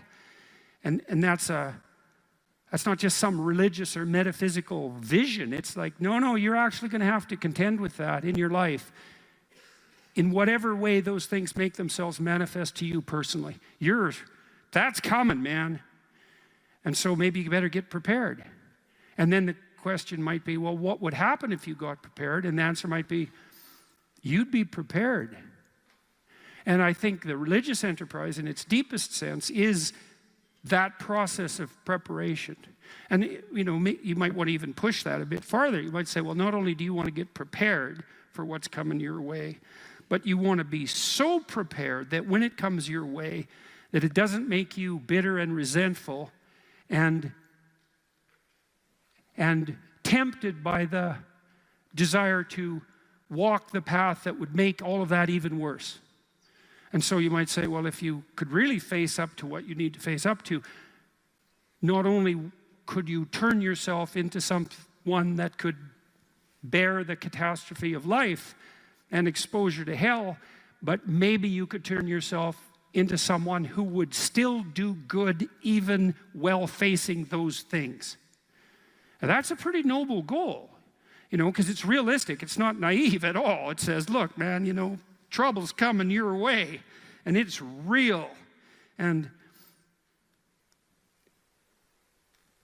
yet it's possible that you could confront that and still do good in the deepest sense. It's like, well, that's quite something. It would be really quite something if that's true. And one of the preconditions of that, would be faith, I suppose. And in some sense, that's what Tammy was manifesting when she went down and swam with the sharks. Faith that if she looked the bloody predator in the eye, that would solve the problem.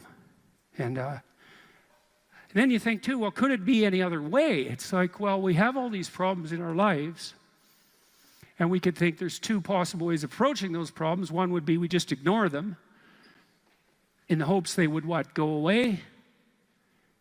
Well, and no one thinks that's, no one who isn't a child thinks that, and very few children. Nobody believes that.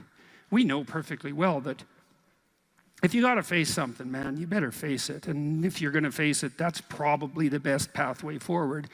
And then you might think, well, what does that mean ultimately? And it might mean something like, face it, you know, as deeply as you possibly can and as voluntarily as you possibly can. And there's an element of faith in that because you have to put yourself on the line. But you're kind of stuck with that anyways. You know, that's the rub. It's funny that philosopher Kierkegaard, you don't usually hear a joke that starts like that, by the way. He wrote 150 years ago, and he was one of the first people who really wrote about anxiety. He was one of the first psychological philosophers. And he regarded himself as rather useless, all things considered. And he wrote a section in one of his books about all the industrialists that were operating in Europe at that time, trying in every possible way to make life easier and easier and more efficient and productive for everyone, which was definitely happening during the Victorian period, and Europe was rapidly transforming into an industrial powerhouse. And he said, someone as useless as him, with an orientation towards being a student who liked to sit and contemplate ideas and talk in cafes and smoke cigars and drink, could never do anything to make anything easier for anyone than everyone was already trying to make it. And so he thought that his task would be to make things more difficult for people, because there would come a time when what people wanted wasn't more ease, but more challenge and more difficulty. And that's really smart, you know, and it's witty and it's true. And one of the things that I've come to understand, I believe, is that, and Dostoevsky knew this too. He wrote about this in Notes from Underground. It's a great book, very short book, brilliant, absolutely brilliant, compelling, dark read. It's the confession of a miserable, resentful, like murderously genocidal bureaucrat who evaluates his own soul, I suppose, and confesses his sins. And it's also a critique of the idea of kind of utopia oriented towards security. And Dostoevsky, who was dealing with the set of ideas that are really tearing us apart culturally right now, this idea of a eventual utopia based on something like security and safety. Dostoevsky really objected to that back in this like 1860, a long time ago. He said, you know, the thing about people that you don't really understand is that, he said, fundamentally we're ungrateful and we can curse. That's what distinguished us from the animals, which I thought was pretty damn comical. But he said something very interesting, you know. He said, if you set up a utopia so that all people had to do was eat cakes and busy themselves with the continuation of the species, that, yeah, right, Russian humor, you know, that after a surfeit of that, after enough of that, which would happen quite quickly, people would just go mad just to break things, just so something unexpected and remarkable could happen, and that we're not built for security and safety, but for something, well, let's call it adventure, something like adventure. That's a good thing to know, you know, because you don't want to suffer unduly. That seems reasonable. And you might think, because of that, that really what you want is happiness. But then Solzhenitsyn, for example, he wrote about what happened in the Gulag Archipelago under Stalin and said, you know, if your goal is happiness, what are you going to do when the jackboots hammer down your door at 2 a.m. and haul you off to the prison camp, because you're not going to be happy there. And so, you know, happiness is a boat that's easily capsized and the waves are always there. And so if your philosophy is one of, say, impulsive happiness, same sort of thing Dostoevsky was pointing at, and Kierkegaard, then you're not prepared when all hell breaks loose. And all hell, it will absolutely 100% break through at some point in your life. And you're lucky if it won't be decades, you know, it'll certainly be some of it, and it might be a lot of it. And for some of you, it's going to be damn near the whole thing. And so if what floats your boat is happiness, you're going to be capsized by the first decent wave. And so then you might ask yourself, you know, what do you have instead of happiness that might be even more reliable? And I do think that adventure is more reliable than happiness. And in the Old Testament story of Abraham, founder of the Abrahamic faiths, and obviously what would you call it, a crucial figure in the development of world culture, Abraham is presented as a late bloomer, to say the least. He's like 83. People lived longer back then, at least so the story goes. And he had a very rich father by nomadic standards, and he could just sit around in the tent all day, and, you know, a doting mother and a rich father, he could just sit around in the tent all day and eat peeled grapes and busy himself with the continuation of the species. And but, you know, God appears to him and says, get away, get out of your security, get out of your comfort, leave your family, leave your community, leave your nation, go out into the world.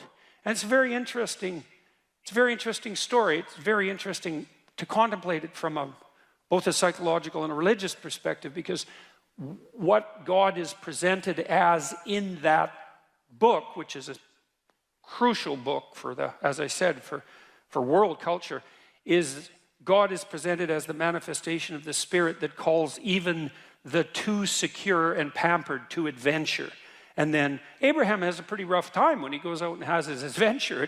It's not all, you know, Skittles and roses from then on in.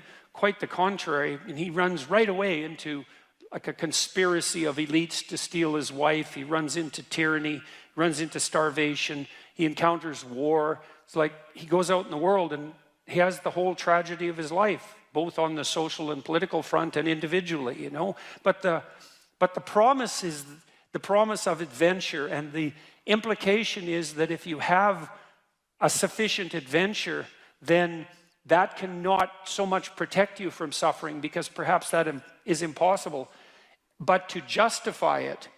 And because you kind of know this in your own life. When you look at your life, you might look back on travails that you've undertaken, you know, and they've done end-of-life surveys with people and asked them what they regret. And, you know, people don't regret what they did that didn't work.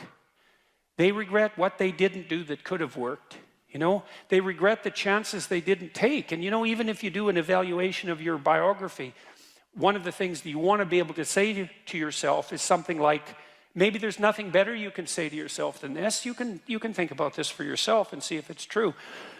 That was extraordinarily difficult, but it was worth it.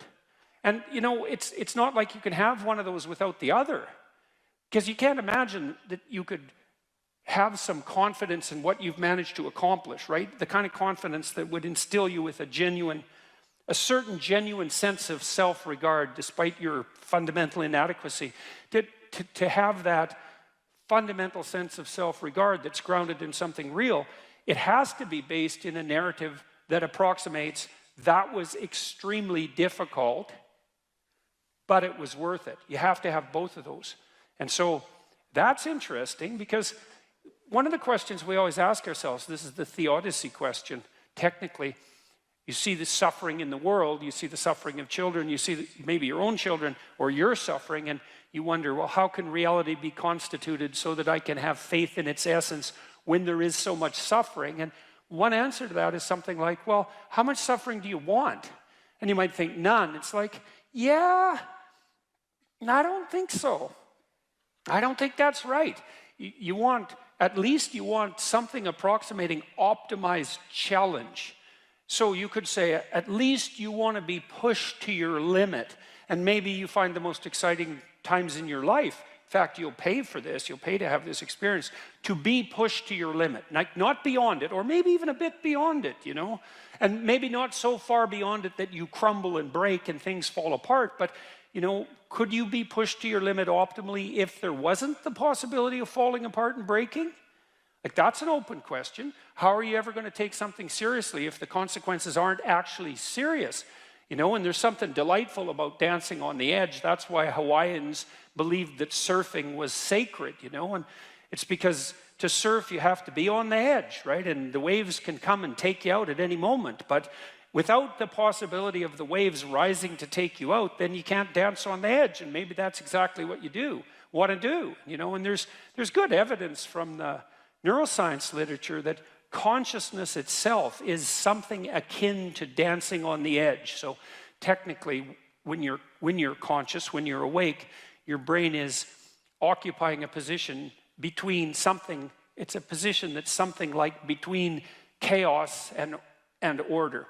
And if your brain's maximally ordered, well, you're just bored, nothing is changing. And if you're chaotic, then it's anxiety and catastrophe. But you want to be positioned right between those two, and that's when your consciousness is optimized, you know? And when your consciousness is optimized, then you're deeply engaged in life and everything seems alive and meaningful. And maybe that's the solution in some profound sense to the problem of suffering. It's that you optimize your interaction with chaos rather than being protected all the time from everything that could hurt you. And you kind of know this too if you have kids, because you don't want to keep your kids in an infantile state, and because when they're infants, pretty much what you do with them, say they're 6 months and younger, is you just keep them secure and safe, right? You just provide everything that you can for them.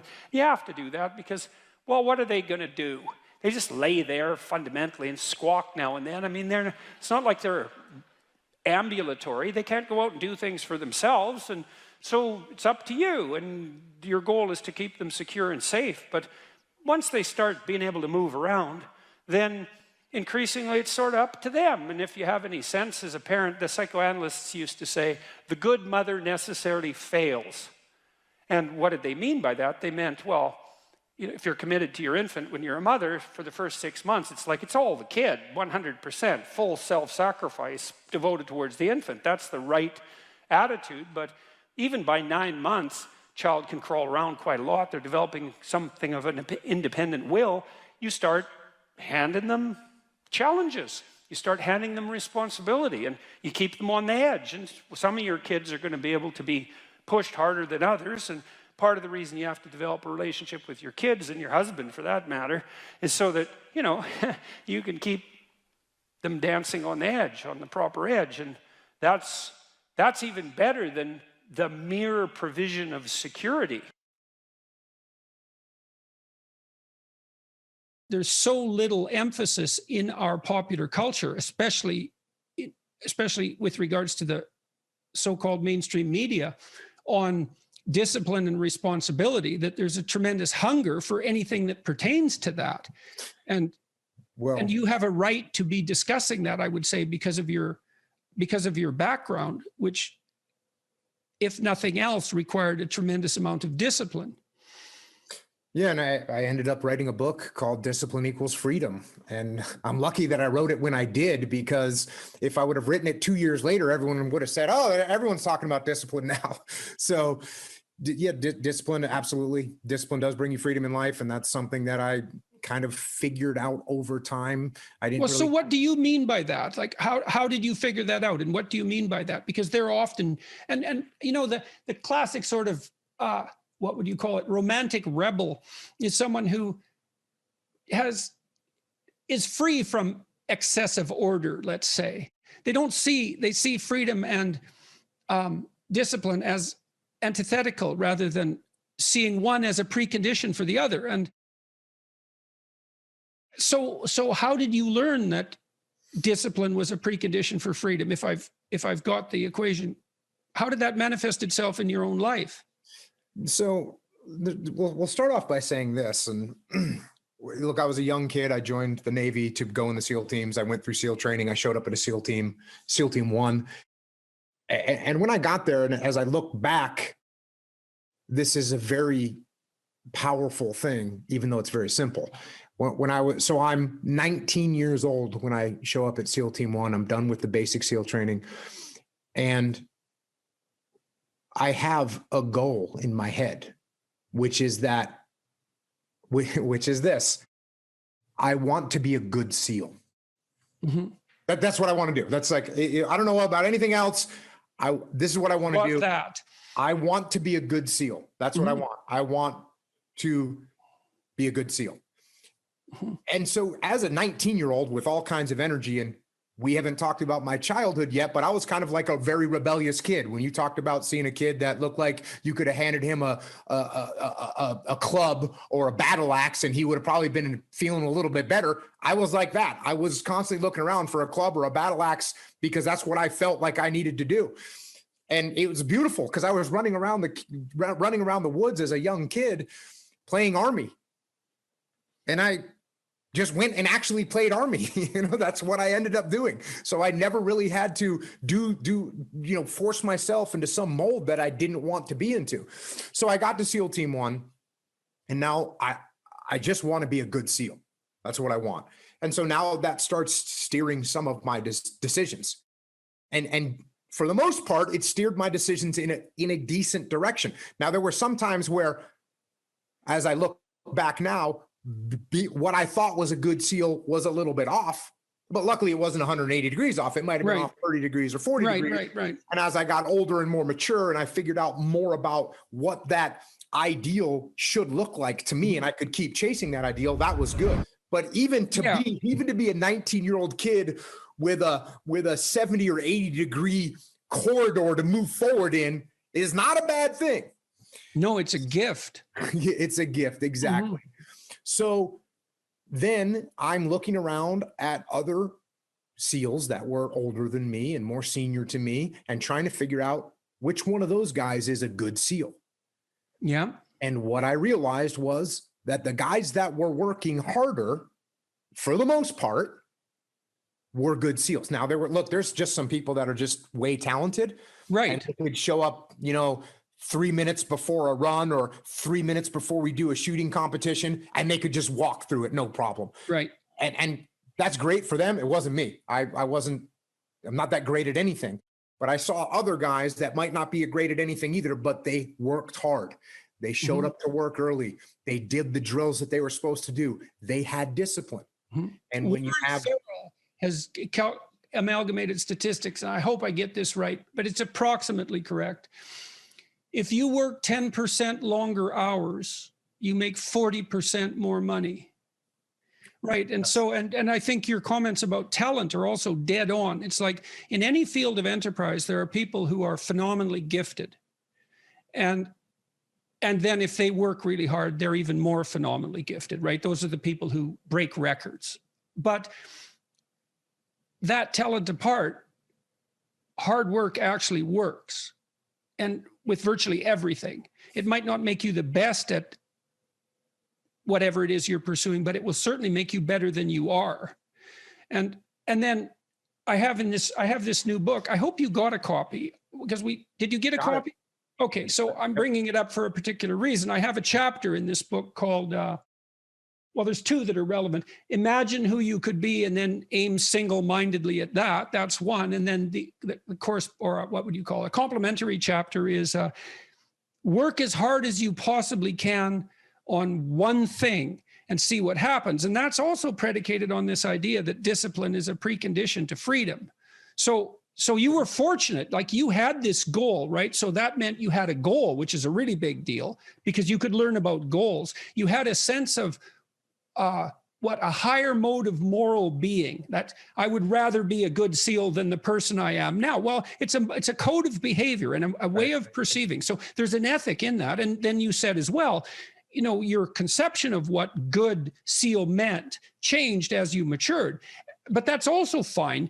It wouldn't have changed unless you would have pursued that initial only partially accurate goal.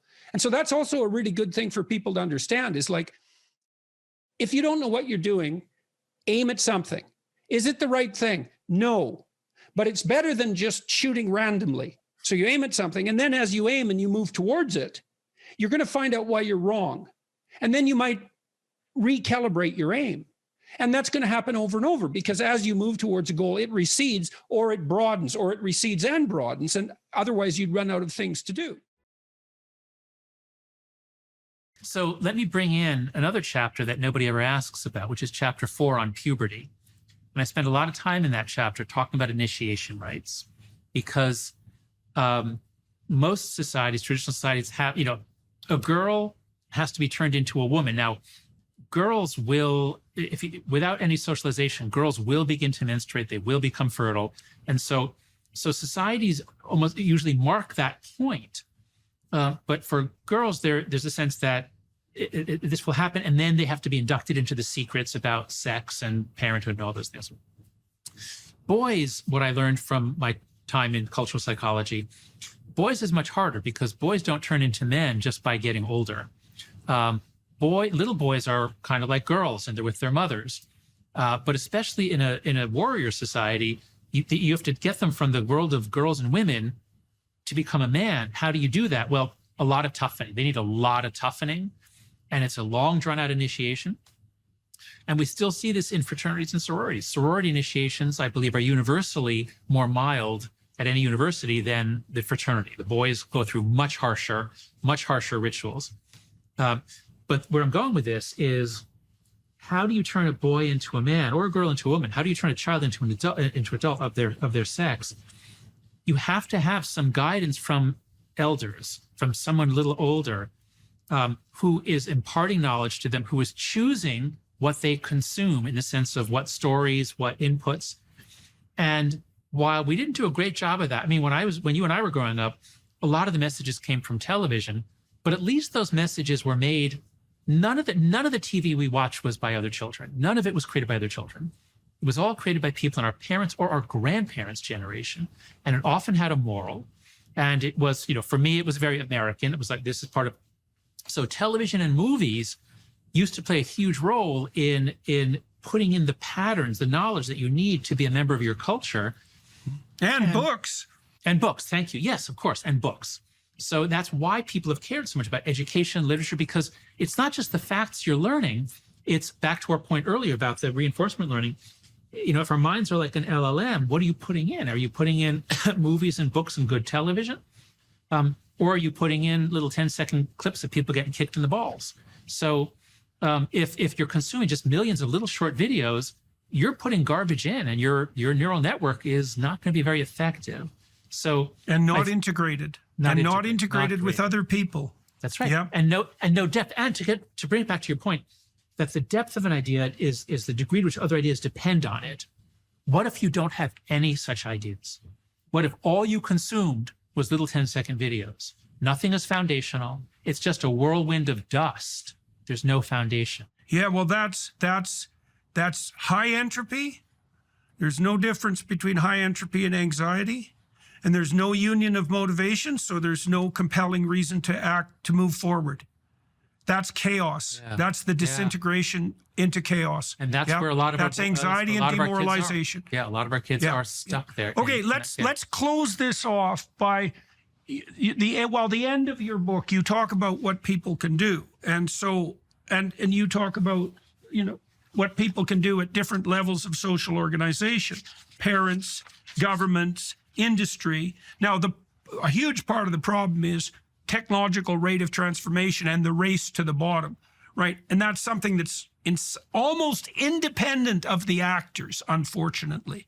It's implicit in the technology. But anyways, and I'd also I think this is what we'll do on the Daily Wire side. I would like to talk to you about what has happened in consequence of your book and what effective steps people have taken. So let's do that. But give people an overview of what you think the institutions, broadly speaking, must and should do about this fragmentation and race to the bottom. So the key to understanding how this problem got so big so fast and why it's so hard to get out of is the concept of a collective action problem. And so any parent who says, no, sweetheart, I'm not giving you a phone, you're 10 years old, but mom, all my friends have one, I'm being left out. That's a collective action problem. If it was only half of the kids had it, it would be very easy to resist. But when your child's the only one, same with social media. And so these things, with cigarettes, at the peak of teen smoking in the 90s, it was, I think, 37% of American high school students smoked. You didn't have to smoke because a third of your classmates were smoking. Well, with social media, you do. If half your classmates are on and they're talking about you, you have to be on. Everybody ends up on. So it's a collective action problem. How do you solve collective action problems? Collectively. And so you can have, so what I propose 4 norms that if we can do these 4 norms, we roll back the phone-based childhood. And there's a role for different actors too, but here are the 4 main norms. The first is no smartphone before high school. Let kids have a flip phone, a basic phone, let them communicate, let them call each other, let them text, but do not let these companies get to them and take up every moment of their day. Now, I don't think this should be a law. In Europe, when I'm there, sometimes they say, oh, we should pass a law banning smartphones for those under 14. As an American, I don't think we should say, no, you parents, you cannot give your child. So this is a norm. And as long as a bunch of parents start adhering to it, it becomes easier for everyone in the community to do it. So that's the first norm. No smartphone before high school, or 14 if it's not in your country high school. The second norm is no social media till 16. Now this, some of us are doing as a norm. I've laid this down for my kids. But it's hard because I'm imposing a cost on my daughter. She says she's the only one who doesn't have Snapchat. That might be an exaggeration, but it feels all her friends have it and they communicate with it. Here is where we really, really need help from legislators. We have minimum ages on things that involve graphic sex, horrific violence, addiction, and physical harm. If your kid's on Instagram, Snapchat, and TikTok, they're getting all that. So these are inherently adult activities, talking with adult strangers. We need a minimum age. And Australia has done it. Australia passed a law, it's going to take effect in November, that the minimum age is 16 and the companies have to enforce it. And there are a lot of ways to do that. So many companies do age verification. So that's the second norm. The third norm is phone-free schools. This is just a no-brainer. When you and I were in school, imagine if we could take our television set into school and watch TV during class and use our walkie-talkies and talk to our friends during class. It's insane. We never could have done that. But everyone with a smartphone has a lot more than that. They have 50 different things to do during class. So it's crazy that we ever let it get this far. But many states, about 11 or 12 states and a bunch of countries have now gone phone-free. It has to be from the beginning of the day to the end. So that's the main area where the world has changed in the last year, is phone-free schools. And then the fourth norm is far more free play, far more independence, free play, and responsibility in the real world. Because the book isn't about technology or social media, it's about childhood.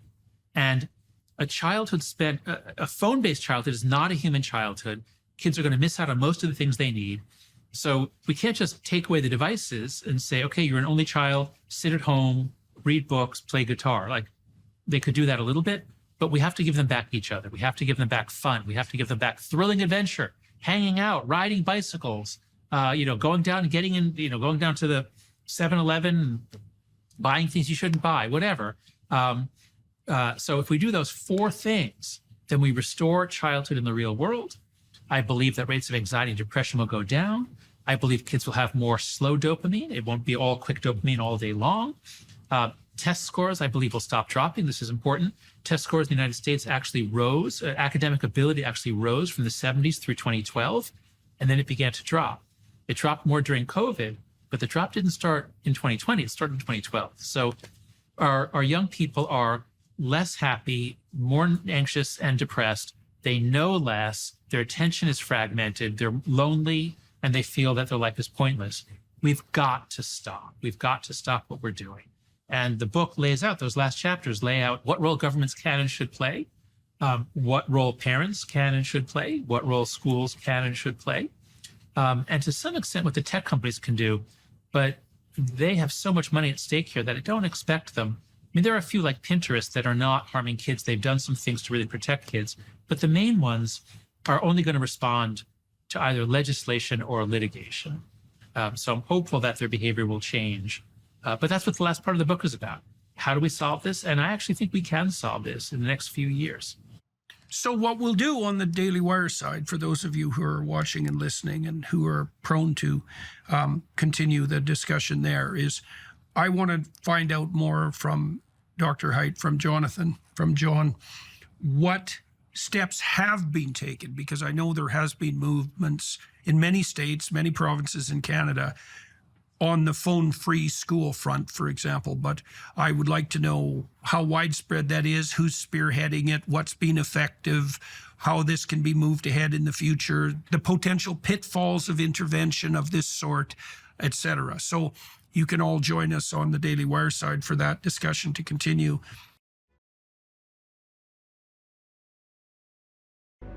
We were sitting in the first row of the plane, and do you remember the guy was a young black man, he sort of ran onto the plane. He was wearing a yellow vest. He was a worker working the bridge or something.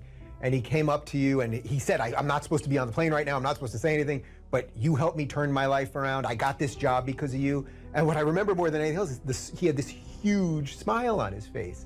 But it wasn't because you told him to go out there and be happy. It was because you told him to go out there and fix some stuff. And I think that's exactly what you're talking about right now.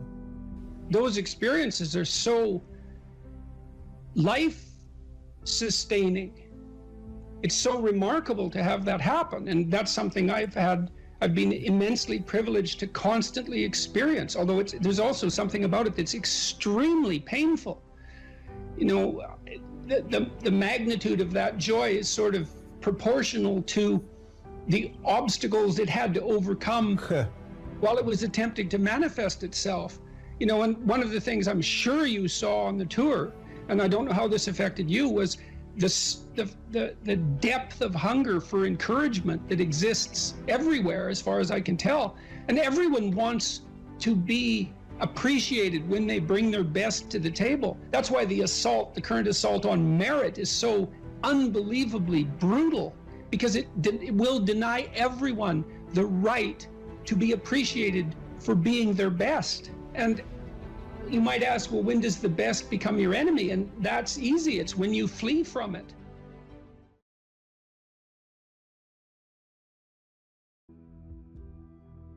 I had lots of clients and students who were chaotic in their orientation to life. They didn't know what to do, and they didn't know what to do about not knowing what to do. It's like, I don't know what to do with my life, and I don't know what to do about my ignorance. And my reaction to that, in some sense, wasn't exactly the reaction of a clinician, because not a typical clinician, because typical clinicians are liberal Protestant in their fundamental orientation, and they tend to think of psychological development as something like self-actualization, right? It's really a self-development process. But that wasn't my observation, partly influenced by the developmental psychologist Jean Piaget. I had a more communitarian view of human development than that, and my observation was that most people find the cardinal meanings in their life not as a consequence of the development of their self, whatever that is, but in service to other people, in the adoption of responsibility. You know, because you're told, be responsible, and it's a finger-wagging thing again, you know, that if you were a good person, you be responsible, you do your duty. But no one ever says, well, because that's where you find the abiding meaning in your life, and you need that meaning to sustain you through suffering. And that's definitely the case. You know, I was very ill for a number of years, and a lot of what got me through that wasn't my own special nature, let's say, but the support of my family and the support of my friends and the support of the broader community made a huge difference, not only psychologically, because I knew people were supporting me, but also practically. You build yourself a community, you sacrifice yourself in the service of other people, not so much because you should, although you should, but because that is where meaning is to be found, and you need a deep meaning to sustain you through tragedy. That's the arc. And you find that deep meaning. And you know, there's a notion that it's better to give to receive than to receive. And it sounds like a Hallmark greeting card in some sense. And people are cynical about that too. Well, yeah, you say that because you should be good and think that. But if you watch yourself, you'll see that it's true, because one of the things that's been really pronounced element in my life is that, you know, people thank me from time to time for things that I've done or said. And there isn't a better experience than that, you know, that you've put something out that's actually a manifestation of what you truly believe, and the consequence of that is part of the redemptive process for someone else. There is nothing that's better than that. Zero, nothing. In fact, I don't think there's anything that's even in the same conceptual universe of that in terms of its intrinsically rewarding properties. There's nothing better than to have people, perhaps particularly people you've never met, tell you that what you have been doing has had a salutary effect on their lives. And so that's a hell of a fine thing to aim for. And why not aim for it, you know? Because you could do it. If you put, I wouldn't even say necessarily that you put other people first, because I think that's a mistake, but I do think it's the case that you treat other people in the manner that you would wish to be treated if you were treating yourself properly. And that's also a sophisticated thing, right? To learn to treat yourself properly. Because that doesn't mean you get to fulfill every momentary whim, because that's what you do when you're 2, and 2-year-olds can't live without their parents. You know, you have to be wise enough to govern your current behavior in light of the future. And that's really what it means to be an adult. It's what it means to forestall gratification and to attain the responsibility of an adult. And the reason that you should do that, because you should, is because it's actually better, you know, in all ways. It's a panacea for suffering to adopt that responsibility. And so I would tell my clients and students as well, it's like, well, let's just take a look at where other people find meaning. You know, and we'll see how your life matches with that. Do you have an intimate relationship? Yes or no? The right answer is yes. Now, maybe not for you, and maybe you don't right now, and maybe you have your reasons not to because you're a singular person in that regard, but probably not. Because that's like a third of life. And so if you don't have that, that might be one of the reasons you're not doing so well. And the fact that you don't have it might be an indication that you're not oriented in the proper direction. Oh, I can give you an example of that. I had many people question me when I was just on tour. This is a question that came up quite rapidly, often in the Q&A sessions. How do I find the right person when I'm dating? How do I find the person who's right for me when I'm dating? And I got that, or on the internet. I got that question like 3 times in a row, and I thought, because I always think this, what about that question? What's wrong with that question? Something wrong with that question. How do I conduct myself so that I am the best possible partner? Now that's a whole different, right? That's a whole different conceptual universe, and virtually no one ever asked that question. And I would say, well, if you want an answer to the first question, which is how do I find the person who's right for me, you actually start by asking the second question, which is what can I bring to the table for someone else? And if you're really good at bringing something to the table for someone else, hey man, people might be lining up to be your partner. And if they're not, then you might think, well, maybe I'm just not bringing the right thing to the table. And that's worth thinking, especially if you're desperate, you're lost, and you're alone. It's like, maybe I got this wrong. And I usually sort of top that with the suggestion that even if you did find the person who was perfect for you, and they're that perfect, what makes you think they wouldn't take one look at you and run screaming away? And they likely would if they were that perfect, because, you know, really, are you that much of a catch? And if you think you are, you know, that might be part of the problem. So that's one, right? Intimate relationship. So I would say to you at the crossroads, develop a vision for your relationship. You know, there's a gospel saying, which is, of course, impossible to comprehend or believe. Knock and the door will open, ask and you will receive, seek and you will find. And people think, well, no way, the world's not constituted like that. It's like, it goes back to the idea of aim. If you don't aim at it, you're not going to hit it. And you know, it might also go back to a question about what do you mean by ask and what do you mean by want? Because it isn't just some casual request. You know, you're praying to God, I wish I could find my wallet or something like that, as if he's the casual granter of magical wishes, like a fairy with a magic wand. You know, it's not that. Asking means something like this: I am willing to give up everything that I'm doing wrong so that I can put things right, if I could know what right was. And that's a you're on your knees when you say that, man. And maybe if you're on your knees, you get the answer. And so that's worth thinking about. So, you know, if you knocked and you wanted to walk through and you asked and you wanted to learn, you know, and you sought because you wanted to find, maybe you would receive and be answered and find, but not without aim. And so I might say, well, look, if you could have the relationship you wanted, you get to have the relationship you want and need, but you have to know what it is. And so then you need a vision of that. It's like, and a developed vision, you know? Not, I need to find the person right for me. It's like, what do you mean by that? No. How about, how are you going to treat your partner when they come home from work? How about something that concrete? Or how would you like to be treated when you come home from work? Or what sort of partner do you want in relationship to their attitude towards children? You have to make it real, you know, like it's the story of your own life, which, by the way, it is. And then maybe you find it, because at least once you've developed the vision, if it manifests itself, you'll recognize it. That's something. Why don't you set your family right? No, you need siblings. Maybe you don't have them. Set your relationship with your parents right. Fix your relationship with your father, with your mother, with your siblings. The same thing. And then what sort of relationship do you want to have with your children? You know, if you could have what you wanted. I had a very good relationship with my children. My daughter, as I said, was very ill, so that made things complicated. But I had a great relationship, and still do, with my son. It's one of the lights of my life. And we concentrated on making that relationship pristine, you know, both of us, and my wife as well.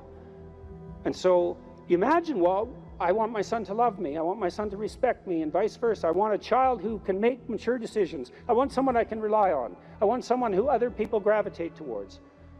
Because I can have what I want if I'm willing to make the proper sacrifices. And so that's a good thing. Could you set your family straight? Well, you need a job or a career. And so what can you offer, and what can you bring the world in that regard? And then I would say, well, if you're thinking about career success in this Tower of Babel manner, then that's a temptation. But you might think, well, how much good could I do if I had the opportunity in the shortest possible period of time, if I went all in?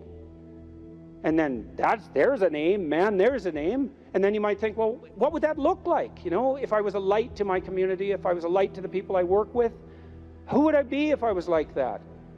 And then you can conceptualize that, and you can see when you deviate from it, and why couldn't you correct for the deviations and move towards that?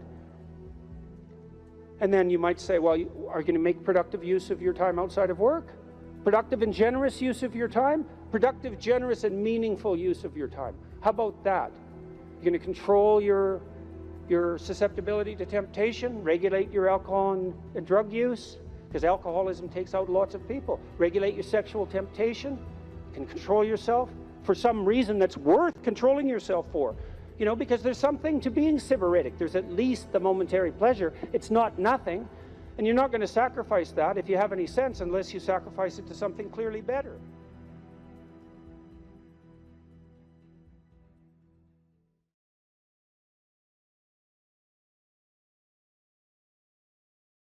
If you're thinking about your past, what it means is you haven't analyzed the causal chains. Because you might say, well, why do you remember your past? Well, you might say, well, it's in order to have an objective, you know, record of the past. It's like it has nothing to do with that. There's only one reason you remember the past, and that's to be prepared for the future. That's why you remember the past. And so what you're supposed to do is take the past and extract out from it wisdom. And wisdom is the ability to avoid stumbling blindly into ditches.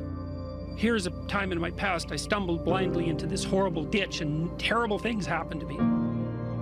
You need to take that apart. You need to figure out, how was it that events conspired with your participation, voluntarily or involuntarily, so that that terrible consequence emerged. You need to know why that happened and how you could react differently in that situation. And as soon as you do that, your brain will leave it alone. It won't obsess you about it anymore, because the anxiety-producing parts of your brain are basically trying to tell you where there are obstacles in your environment. Don't go there, there's fire. Maybe you could master the fire, right? Then you're a wielder of fire, you're not just a victim. And lots of situations are dangerous or not dangerous depending on your level of mastery, right? Life is like that. And so a negative emotion that's associated with a memory is something that's crying out for mastery, and writing can really help with that. You're reorganizing your brain when you write autobiographically. Imagine emotion, memories can be stored at different levels of your brain, from sort of primordial reptilian image-laden areas that are very emotional, up to finely articulated plans for your future life. Well, you want to take everything that's negative and emotional and transform that into a fully articulated vision for your future. And that frees you of your past. You shouldn't be thinking about your past. I mean, maybe if you're 80 and you're going over a well-spent life, that's a whole different thing. But if you're 30, 35, or 20, and most of the time you're thinking about your past, it's like your soul is trapped back there. You need to free it through investigation.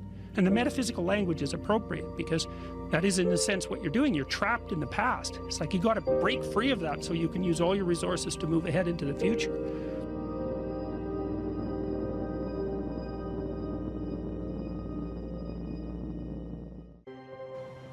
Imagine someone that you treat well, that you love, then try to treat yourself that way. You got to detach from yourself a bit. You got to think, okay, well, I'm a person among other people, and I deserve at least as much respect as a person among other people, and I should be trying to help myself across time. And instead of being self-contemptuous and self-destructive, I need to take care of myself as if I'm potentially valuable, and to lay out my life that way.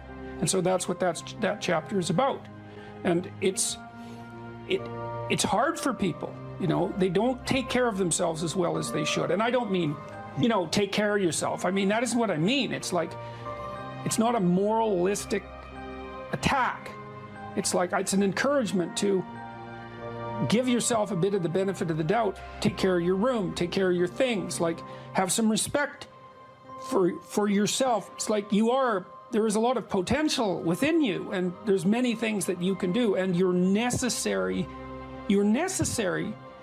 more than you think to the unfolding of things. Like if you make a bunch of bad decisions, things get worse, not just for you, like things get worse. And so it matters what you do. And so part of what you do is you want to treat yourself as if what you do matters. And so you want to have some respect for yourself. Young people like to think about ways to change the world, right? And that's actually a positive part of their development. It's a stage that the developmental psychologist Jean Piaget called the messianic stage, and he associated that with late adolescence. While young people want to change the world, the problem is that that's been harnessed into attempts to change other people. But that isn't what you should do. If you want to change the world, you should change yourself. In the sense that Alexander Solzhenitsyn said when he analyzed the Soviet Union, he said, don't be thinking that the line that divides good from evil runs down a political spectrum or countries or something like that. It runs right down the middle of your soul. And if you want to sort out the world, then what you do is you sort yourself out. It's a serious business. They say it's more difficult to rule yourself than to rule a city, because you're complicated and there are horrible monsters inside of you that need to be tamed and to be brought into alignment and submission so that you can be a powerful and useful person. And instead of rushing out there to change the world by changing other bad people, that they should look inward and sort themselves out properly. And if you have a memory that's more than 18 months old, approximately, and when you pull that memory up to mind, if you still have an emotional reaction, that means you haven't fully articulated the memory. You haven't analyzed it causally. You haven't freed yourself from its grasp, and you're carrying it like a weight. And your brain responds to that. Like the more weight you're carrying like that, more baggage, let's say, the more of the stress hormone cortisol your brain produces. And cortisol makes you old. Divide your life up into 6 epochs. And then divide each of those, that might be, say, birth to kindergarten, and then maybe elementary school, and then maybe junior high school, however you want to do it. And then to write about the emotionally significant events in each of those epochs, and then to describe their effects on you, and then to analyze how you did in those situations, what you might have done differently, what you might do differently in the future, to straighten out your past. And you know, people are very, very, very, very tough. And it turns out that if you face things, that you can put up with a lot more than you think you can put up with, and you can do it without becoming corrupted. And she did recover quite fully, and much as a consequence of her own machinations, because she figured out what was wrong with her and then took the necessary steps to fix it, which is nothing short of a bloody miracle as far as I'm concerned. And anyways, part of the cat bit is I actually start by talking about our dog, who actually died about a year ago, but he's still alive in the book. I let people know, because dog lovers love dogs, and if you love cats, then they think you don't like dogs, and then they don't like you. So I also point out at the beginning of the chapter that, if you want to pet a dog on the street, that's okay too, so you don't have to get up in arms about it. But the idea is that, you have to be alert when you're suffering. You have to be alert to the beauty in life, the unexpected beauty in life. And that's kind of what I was trying to get across with the idea of the cat. There's this cat that lives across the street from us called Ginger, and Ginger's a Siamese cat. And cats really aren't domesticated, technically speaking. They're still wild animals, but they kind of like people. God only knows why, but they do, And so Ginger will come wandering over, and our dog looks at her, but they're friends, and she rolls over on his back, and Seiko used to, nose her a bit, and then she'd kind of mosey over and let you pet her if she was feeling like it that day. And, you have to look for that little bit of sparkling crystal in the darkness when things are bad. You have to look and see where things are still beautiful and where there's still something that's sustaining. And, you narrow your time frame and you be grateful for what you have, and that can get you through some very dark times, and maybe even successfully if you're lucky. But even if unsuccessfully, then maybe it's only tragic and not absolute hell. And you can do that, in the worst situation. You can make it only tragic and not hell. And there's a big gap between tragedy and hell. There's nothing worse at a deathbed than to see the people there fighting. The death is bad enough, but you can take that, as terrible as it is, and make it into something that's absolutely unbearable. And maybe I think, and this is sort of what I closed the book with, this idea is that if we didn't all attempt to make terrible things even worse than they are, then maybe we could tolerate the terrible things that we have to put up with in order to exist, and maybe we could make the world into a better place, and it's what we should be doing and what we could be doing, because we don't have anything better to do. And that's what the book is about. And what steps should someone take to start developing delayed gratification when they constantly give in to instant gratification? Well, okay, imagine, I know the answer to this to some real degree, because I had graduate students in particular who I picked because they were very smart and often very creative, but sometimes they weren't very conscientious. So they had a hard time delaying gratification. And so, well, I would say, if you would like to discipline yourself, which is a very good idea, you need to pick a direction. Pick a direction you want to go first. Pick a goal you would like to attain, and a medium to long-term goal. You might imagine something you need and want, some attainment that would motivate, whose pursuit would motivate you. And you can ask yourself that. It's a good question to ask yourself in general. It's a very good question to ask yourself is, if you could have what you needed and wanted, what would that be?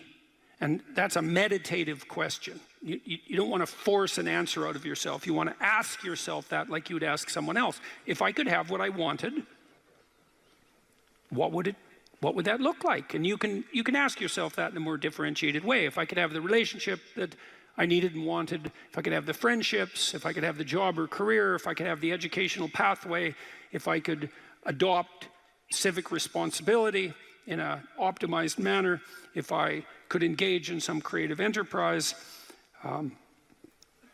if I took care of myself properly, if I regulated my susceptibility to temptations, what would that look like if it was optimized? And then that sets you up a goal that has some motivational force. This is worth doing. And then you might find, well, you don't do it anyways. And then I would say, well, that's because you're biting off more than you can chew.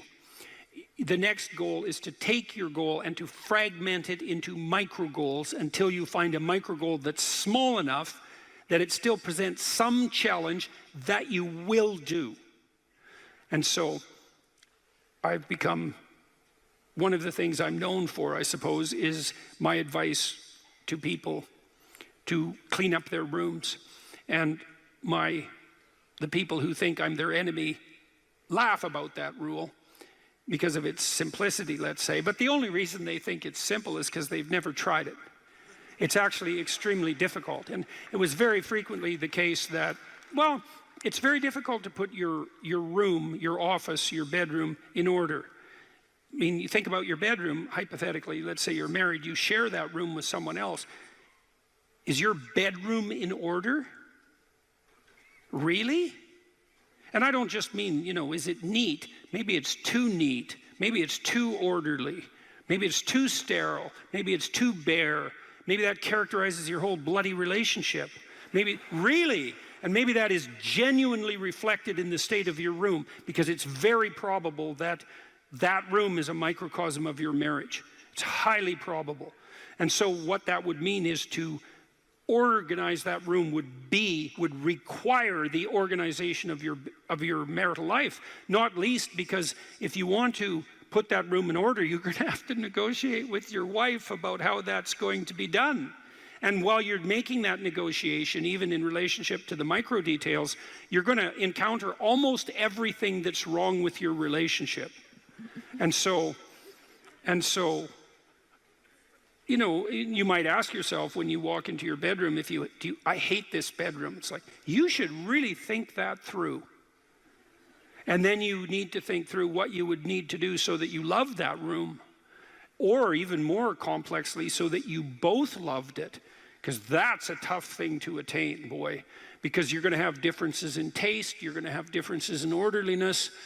There's all sorts of things that you're going to have to negotiate in order to make that room you both inhabit jointly desirable. Anyways, you set yourself a goal, ask yourself what goal you want to set, and then break the goal down into steps that are small enough so that even someone as pathetic as you could manage them. And that requires a tremendous humility. I know it was frequently the case, for example, with my clients, that I would do an analysis of their situation in life, and let's say, just for the sake of argument, that someone was 30, living at home, in the bedroom they grew up in high school, in a complete bloody state of disorder, both moral and practical. And one of the relatively simple steps that we might agree upon with regards to moving forward is the person might think, well, I'm 30, I'm really immature, I haven't taken any responsibility for my life, my mother still makes my bed and cleans up after me. It's like, well, why don't you just start with that? Because you're not going to just fix your life. Why don't you just try to clean up your room like you're a mature 14-year-old instead of a dreadfully dismal 30-year-old. And so, first of all, it's really hard for someone, even if they're desperate, to admit that that's necessary, right? Because it's so bloody humiliating. You mean, really, I'm so damn useless that my basic goal is going to be to clean up my bedroom? It's like, well, looks like it. And actually, it's worse than that, because then you ask the person, you negotiate with the person, they say, well, I'll try to clean up my room. Then they come back the next week and they say, I had one client, this was so funny, he's going to vacuum his rug. That was his goal for the week. He just had a child out of wedlock, and he was afraid that he was going to be a very bad father, which was a very realistic fear. And so he wanted to put himself together, and so that's why he came to see me. And he lived in this squalor, and one thing we decided to do was that he could vacuum the rug, which he hadn't done for like 12 years because his mother would do it. And so it was so funny, it's so unbelievably comical. He went and got the vacuum, a stand-up vacuum, an upright vacuum, and he brought it into his room, but he didn't bring it all the way in. He put it in the doorway leaning like this across the doorway. And then instead of vacuuming his room, he stepped over that bloody vacuum cleaner for a whole week and then came and told me that he couldn't do it. It's like, it's not surprising to me at all, because you think, well, that's such a trivial thing. It's like, if it was such a trivial thing, he'd have a clean room. It's not trivial at all. That chaos in his immediate environment was deeply emblematic of the chaos of his life. They were the same thing. And so for him to even begin the process of bringing order to chaos, which is a divine process, by the way, and the highest moral requirement, he had to be willing to face the catastrophe, the chaotic catastrophe of his life. And he hadn't done that for like 30 years. Why was he going to start that week? Just because he said he was going to? It's like, good luck. So what you do as a therapist in that situation is you just make the task smaller until you find a task so small, but still moving forward, that the person will do. So I might have said, I don't remember the particulars of the situation, I might have said, well, do you think you can get that vacuum cleaner, do you think you could move it out of the doorway into your room? That's all you have to do this week. Do you think you can do that? And I'd say that and offer that without being contemptuous. Like, you have to be very careful about such things. And I know that this is more complicated than it looks. And I also know that the first step taken towards the domination of chaos and its transformation into order is a cardinal and difficult step. And so you can make it small, and that's fine, it'll still work. So I might say, well, just move the vacuum cleaner inside your room. And then I would also say to someone in that situation, don't do more than that. If the agreement that you've made with me and with yourself is that that's enough, abide by the contract that you've written with yourself and allow yourself to be grateful for the fact that you had the courage to take even a single step forward. And don't push your bloody luck, because maybe you'll have a brief fit and vacuum the whole rug, and then you'll be so annoyed at how you've destabilized your entire life that you'll redouble your attempts to make a mess, and the place will be more like hell than ever for 2 months. It's very probable that that sort of thing will occur if you break the contract you've set with yourself. The upside of this is, because you think, oh my God, that's so dismal, I have to start that low. It's like, yeah, probably, especially if it's a real difficult thing you're trying to sort out. You have to start as low as you are useless, and that's low. So, but the upside is that progress accelerates, it's not linear, and so if you take once you take the first step, the probability that you'll take a slightly larger second step increases, and that increases non-linearly. And so once you get the ball rolling, so to speak, once you start pushing the rock uphill, you can do it faster and faster. And so even if you have to start in a very humiliating manner, that doesn't mean that's where you'll end. One of the things that Tammy and I learned to do, and this was a consequence of me being trained as a behavior therapist, is, we'll just take an example that maybe I was trying to learn how to compliment her when she dressed nicely. And maybe the fact that I wasn't good at that was manifest in the fact that she'd put some effort into her dress, and then I wouldn't respond in the appropriate manner, and that would dishearten her. And I don't particularly remember that exactly happening, but it'll be a perfectly reasonable example. And so then she would be displeased. And then the question would be, well, is she displeased because I'm too stupid to offer a proper compliment? Or is she displeased because she's so needy and lacking confidence that she needs a compliment that would go beyond the ordinary? And the answer is, what the hell do we know? Could be one or the other or both. And so what's a possible solution to that? And one possible solution would be, okay, if you do put some effort into your appearance, or I do, we could reverse the situation, but if you put some effort into your appearance, and you would like to hear from me exactly the words that would reward you for doing that and provide you with the confidence to attempt it again in the future, what would those words be? You look good without a beard, dear. Thank you. You're welcome. Yeah. Very funny. Very funny. And so And then you can say, well, if you tell me those words, I will repeat them back to you. And then the person who needs the words might object, well, that's false, it's superficial, it's artificial, it's not spontaneous. And if you really loved me, I wouldn't have to tell you what to say. It's like, well, all of that's wrong. It's like, just because I love you doesn't mean I'm not stupid. And so, in fact, I love you might even be evidence that I am, in fact, stupid. So like, help me out here. I don't know what you want, and maybe you could just tell me, and then I'll tell you what you want, and I'll do it stupidly and badly. But I'll be slightly better at it the next time, and maybe if you let me practice 50 times stupidly and badly, I'll get reasonably good at it, and then that's something that we'll be both good at for the rest of our lives. And that's something worth knowing. You know, if you imagine you're upset with your partner because they haven't delivered something to you, whatever it is that you want, and then there's two questions that arises, right? Are you just like immature and greedy and self-centered, or are they useless and incapable of delivering? And neither of you know, and you have to sort that out. And then you also, as the injured party, let's say, might regard it as a moral necessity on your part to indicate to your partner exactly what you want, is to tell them.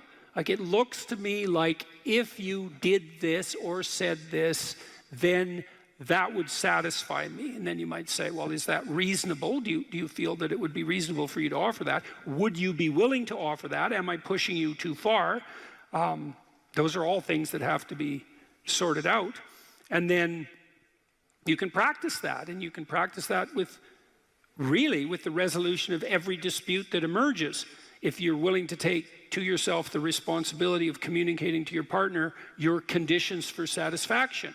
It means you have to admit them to yourself too, which is also very difficult. And then you can help your partner take stupid incremental steps forward, you know, in the direction that you'd like to see expand, and then you can get better at that. And it's unbelievably useful. You can get better at how you have dinner together, or breakfast or lunch. Those things repeat every day, so they're very important. You can get better at how you greet each other when you come home. You can get better at the routine that you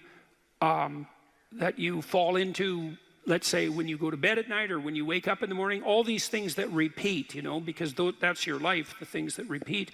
You can conceptualize how you might like them to be ordered if they were undertaken in an optimal manner, and you can start incrementally moving forward to that. And you can do that by communicating what you need and want, and by carefully rewarding your partner for taking the appropriate incremental steps forward. And so if you're trying to discipline yourself, you make a goal, you break it down into micro goals, and you implement the micro goals and reward yourself for doing so. And if you do that reliably and you make that a practice, that you'll become more disciplined across time, and you'll move towards the fulfillment of your goals. And that's practically how that's the practical guide for success on that front.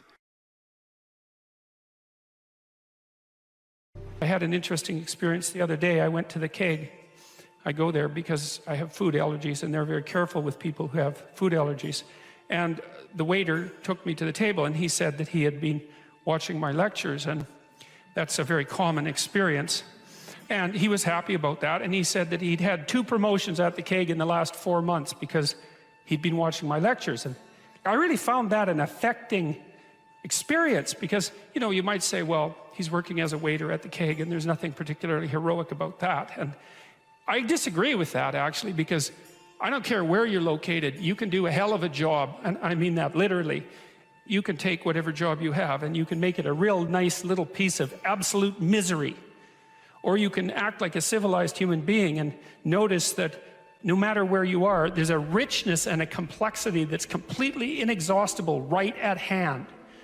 And then you can take that seriously, and you can say, well, I happen to be a waiter at the keg, and he's a young guy, and perhaps that isn't where I want to end up, but it's not nothing. It's a rich environment, and I can make it a lot better if I want to. I can get along properly with my coworkers and not gossip behind their back, and I can treat my customers properly, and if an opportunity comes my way, I can take it, and I can see what happens. And so he said that's what he'd started doing, and that things were working out much better for him. He was in a much better job than he was 3 months ago. In 3 months, that's nothing, right? I mean, that's a nice trajectory. It's an uphill trajectory, and that's what you want, really. An uphill trajectory is actually even better than being somewhere good, as far as I'm concerned, because one of the things that really makes your life meaningful is the clear realization that you're headed somewhere better than you are now. And then it's even better if you also understand that there's a direct causal relationship between the things that you're doing and the steepness of that incline. And so I get a lot of letters from people like that, and they say, well, you know, I've been listening to these lectures and I decided that I'm going to try to take responsibility for my life, and so I've started to stop doing all the stupid things that I know that are stupid, that I know I shouldn't be doing, and I've started doing some of the things that aren't stupid that I know I should be doing, which seems pretty obvious, really, if you think about it. But obvious though it may be, that isn't necessarily what people do. And then they write and say, you can't believe what difference that makes. And they're thrilled about it. And so I'm thrilled about it when I get letters like that, because I really don't experience anything as better than a letter like that or a message like that, because it's so good to see things that aren't so good replaced by something better. And I really do think it's an open question. I truly believe it's an open question to what degree we could make things better if that's what we actually aimed at doing. Well, there's two modes of being in the world, right? There's one where you adopt the responsibility for living properly, for being properly, and you make the sacrifices necessary for doing that, and then everything will flourish properly. And the other one is a pathway of resentment and bitterness and rejection and murder and genocide, and that just seems exactly right to me. And so if the positive path beckons, if you can actually see what it is, if you can lower yourself enough to see what it is. Carl Jung said once that modern people didn't see God because they didn't look low enough.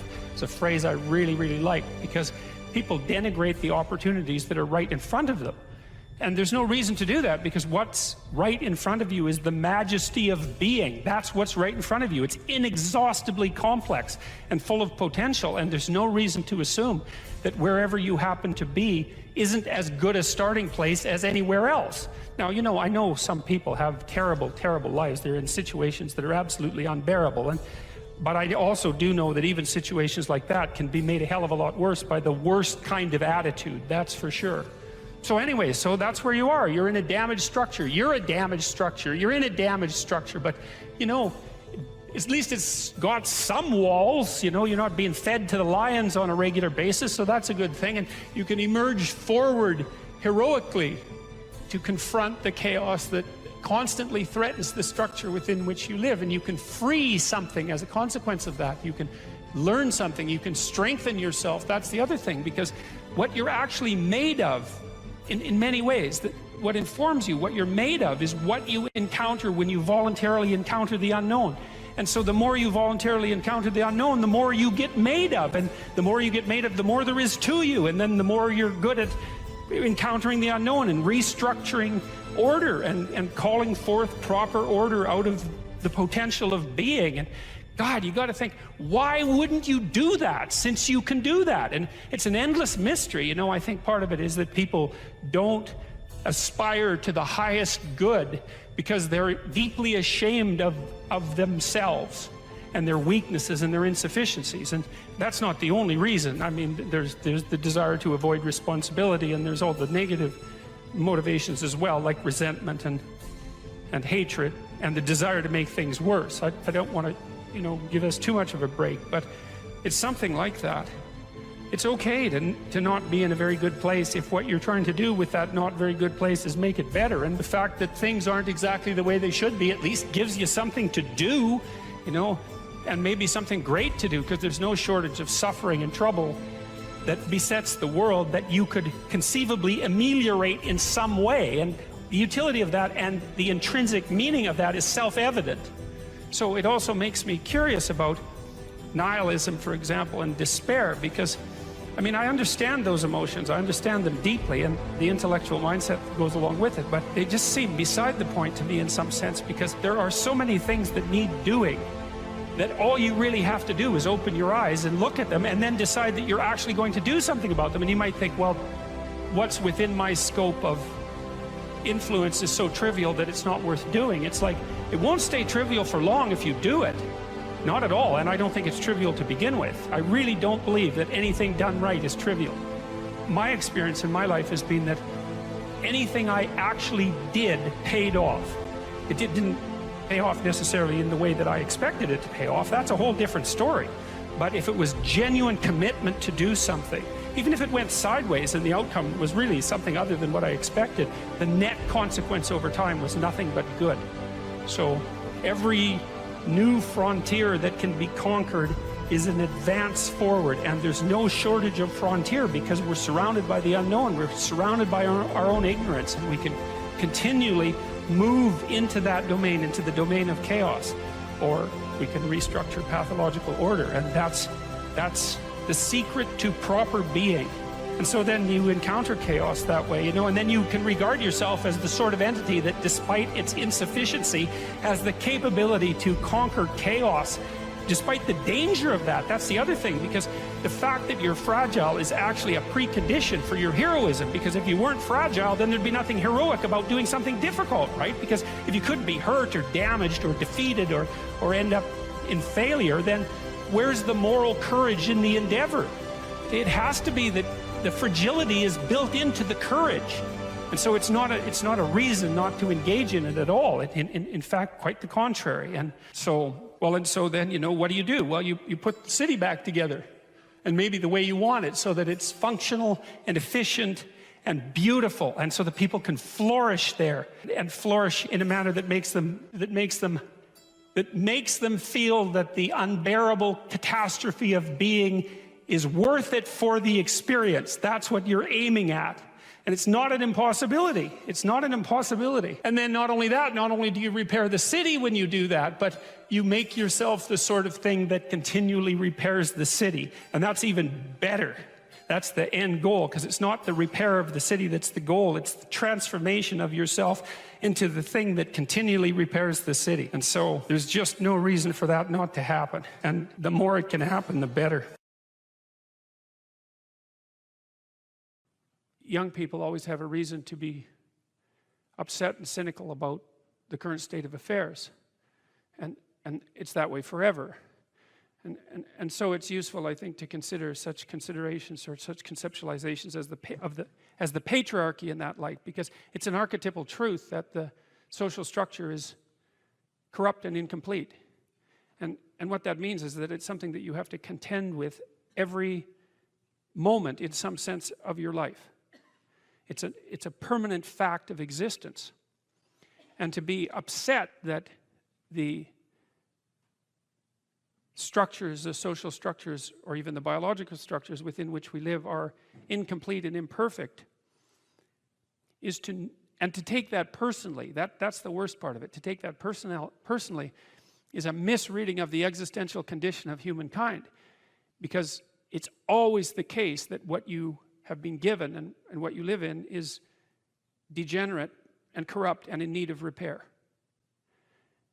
And it's easier just to accept that, because there's also a positive element, and the positive element is, well, you've been granted something rather than nothing, and maybe you haven't been granted pure hell, because especially in a culture like ours where many things actually function quite well, so there's room for gratitude there. Even if it's a broken machine, it's not one that's completely devastated, and it's not absolutely hell-bent at every second on your misery and destruction.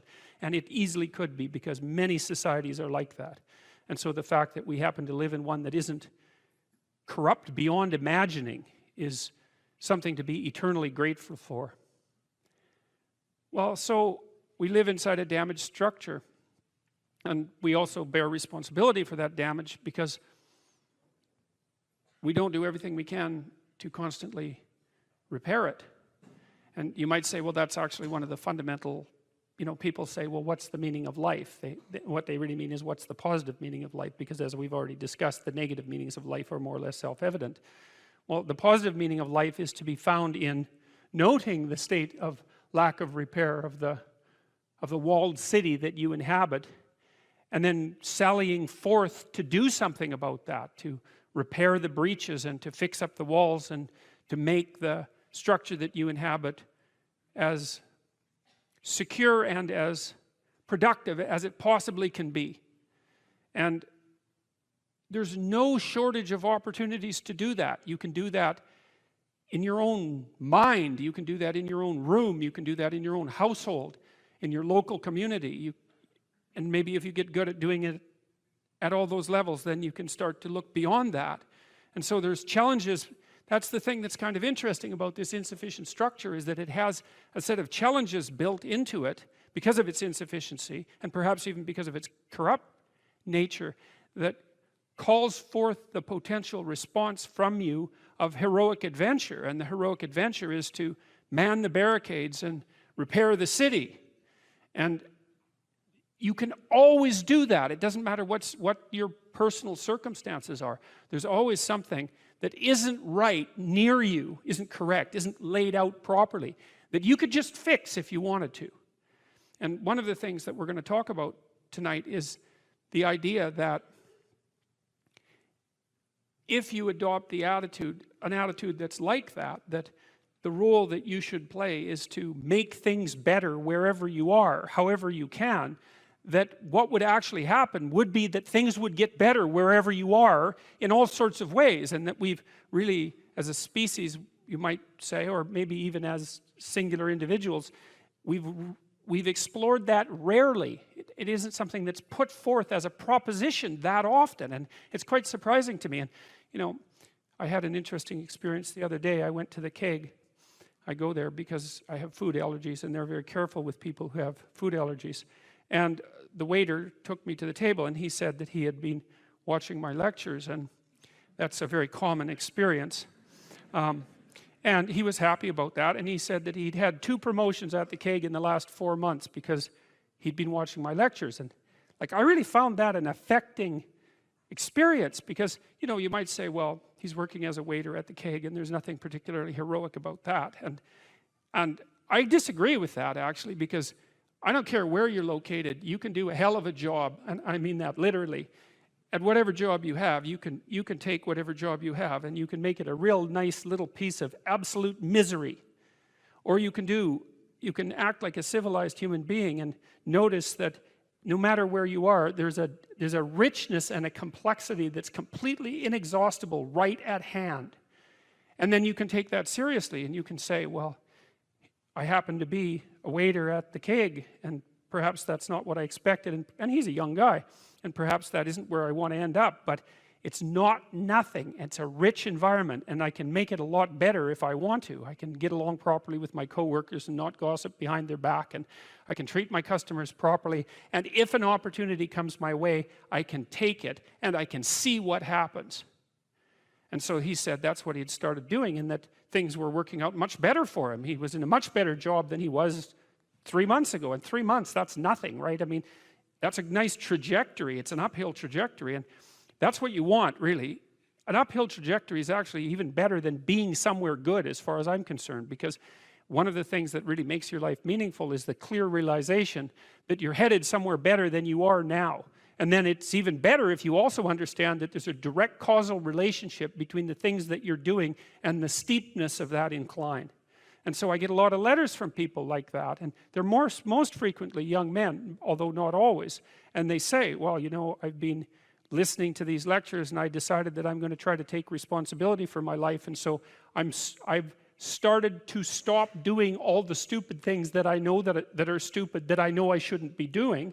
And I've started doing some of the things that aren't stupid that I know I should be doing, which seems pretty obvious, really, if you think about it.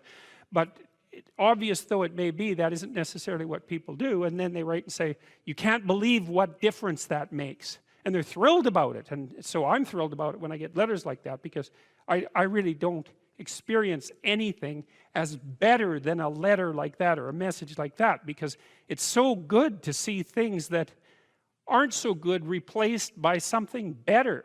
And I really do think it's an open question. I truly believe it's an open question to what degree we could make things better if that's what we actually aimed at doing.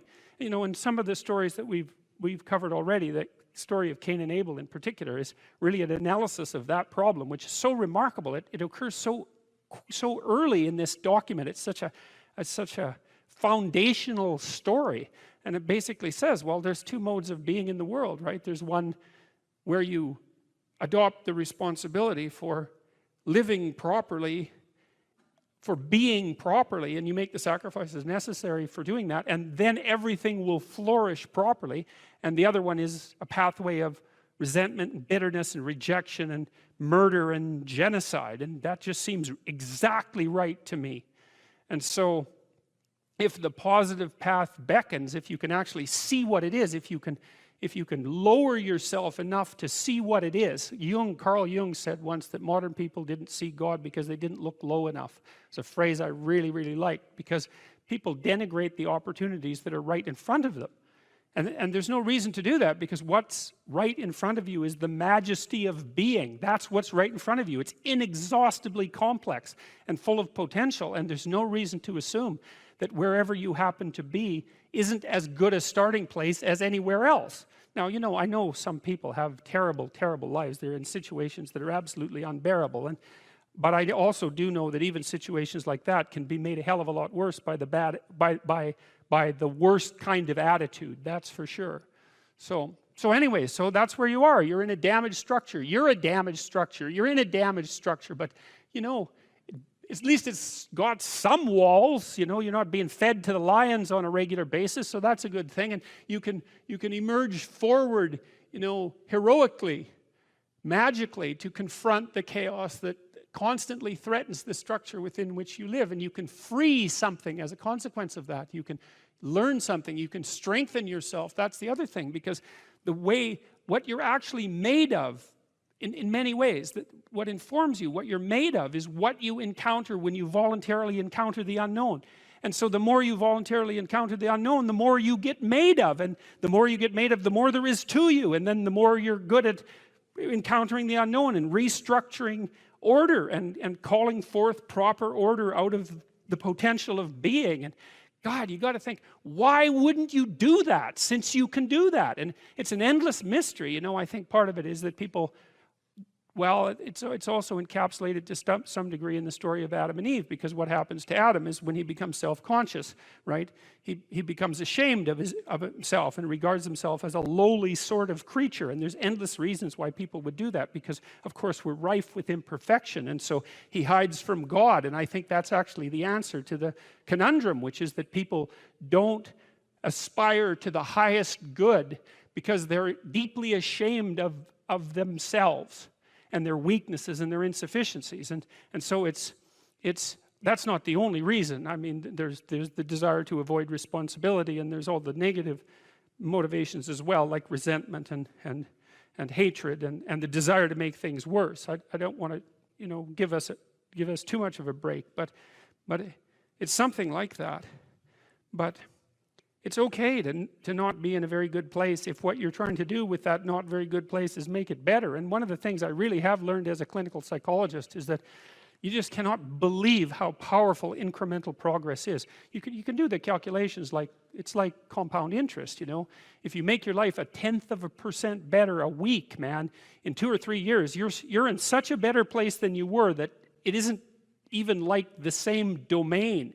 And if you keep that up for 10 years or 20 years, you know, especially if you're young and you start early, you start to straighten yourself out and fix the things that you can fix, you can transform your lives in ways that are completely unimaginable. And God only knows what the upper limit of that is in terms of human possibility, because we are amazing creatures, you know, when we really get our act together and stop running at 10% of our capacity, you know. So that's what you do. You've got, you know, the fact that things aren't exactly the way they should be at least gives you something to do, you know, and that's maybe something great to do, because there's no shortage of suffering and trouble that besets the world that you could conceivably ameliorate in some way. And the utility and meaning, the utility of that and the intrinsic meaning of that is self-evident.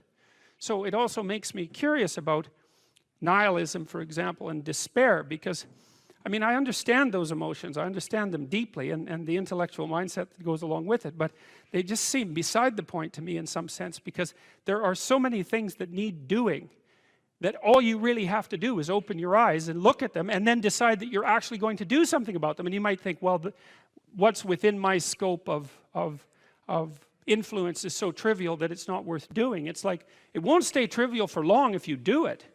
Not at all, and I don't think it's trivial to begin with. I don't think that I really don't believe that anything done right is trivial. And my experience in my life has been that anything I actually did paid off. It didn't pay off necessarily in the way that I expected it to pay off. That's a whole different story. But if it was genuine commitment to do something, even if it went sideways and the outcome was really something other than what I expected, the net consequence over time was nothing but good. So every new frontier that can be conquered is an advance forward, and there's no shortage of frontier because we're surrounded by the unknown. We're surrounded by our own ignorance, and we can continually move into that domain, into the domain of chaos, or we can restructure pathological order, and that's the secret to proper being. And so then you encounter chaos that way, you know, and then you can regard yourself as the sort of entity that, despite its insufficiency, has the capability to conquer chaos, despite the danger of that. That's the other thing, because the fact that you're fragile is actually a precondition for your heroism, because if you weren't fragile, then there'd be nothing heroic about doing something difficult, right? Because if you couldn't be hurt or damaged or defeated or end up in failure, then where's the moral courage in the endeavor? It has to be that the fragility is built into the courage. And so it's not a reason not to engage in it at all. In fact, quite the contrary. And so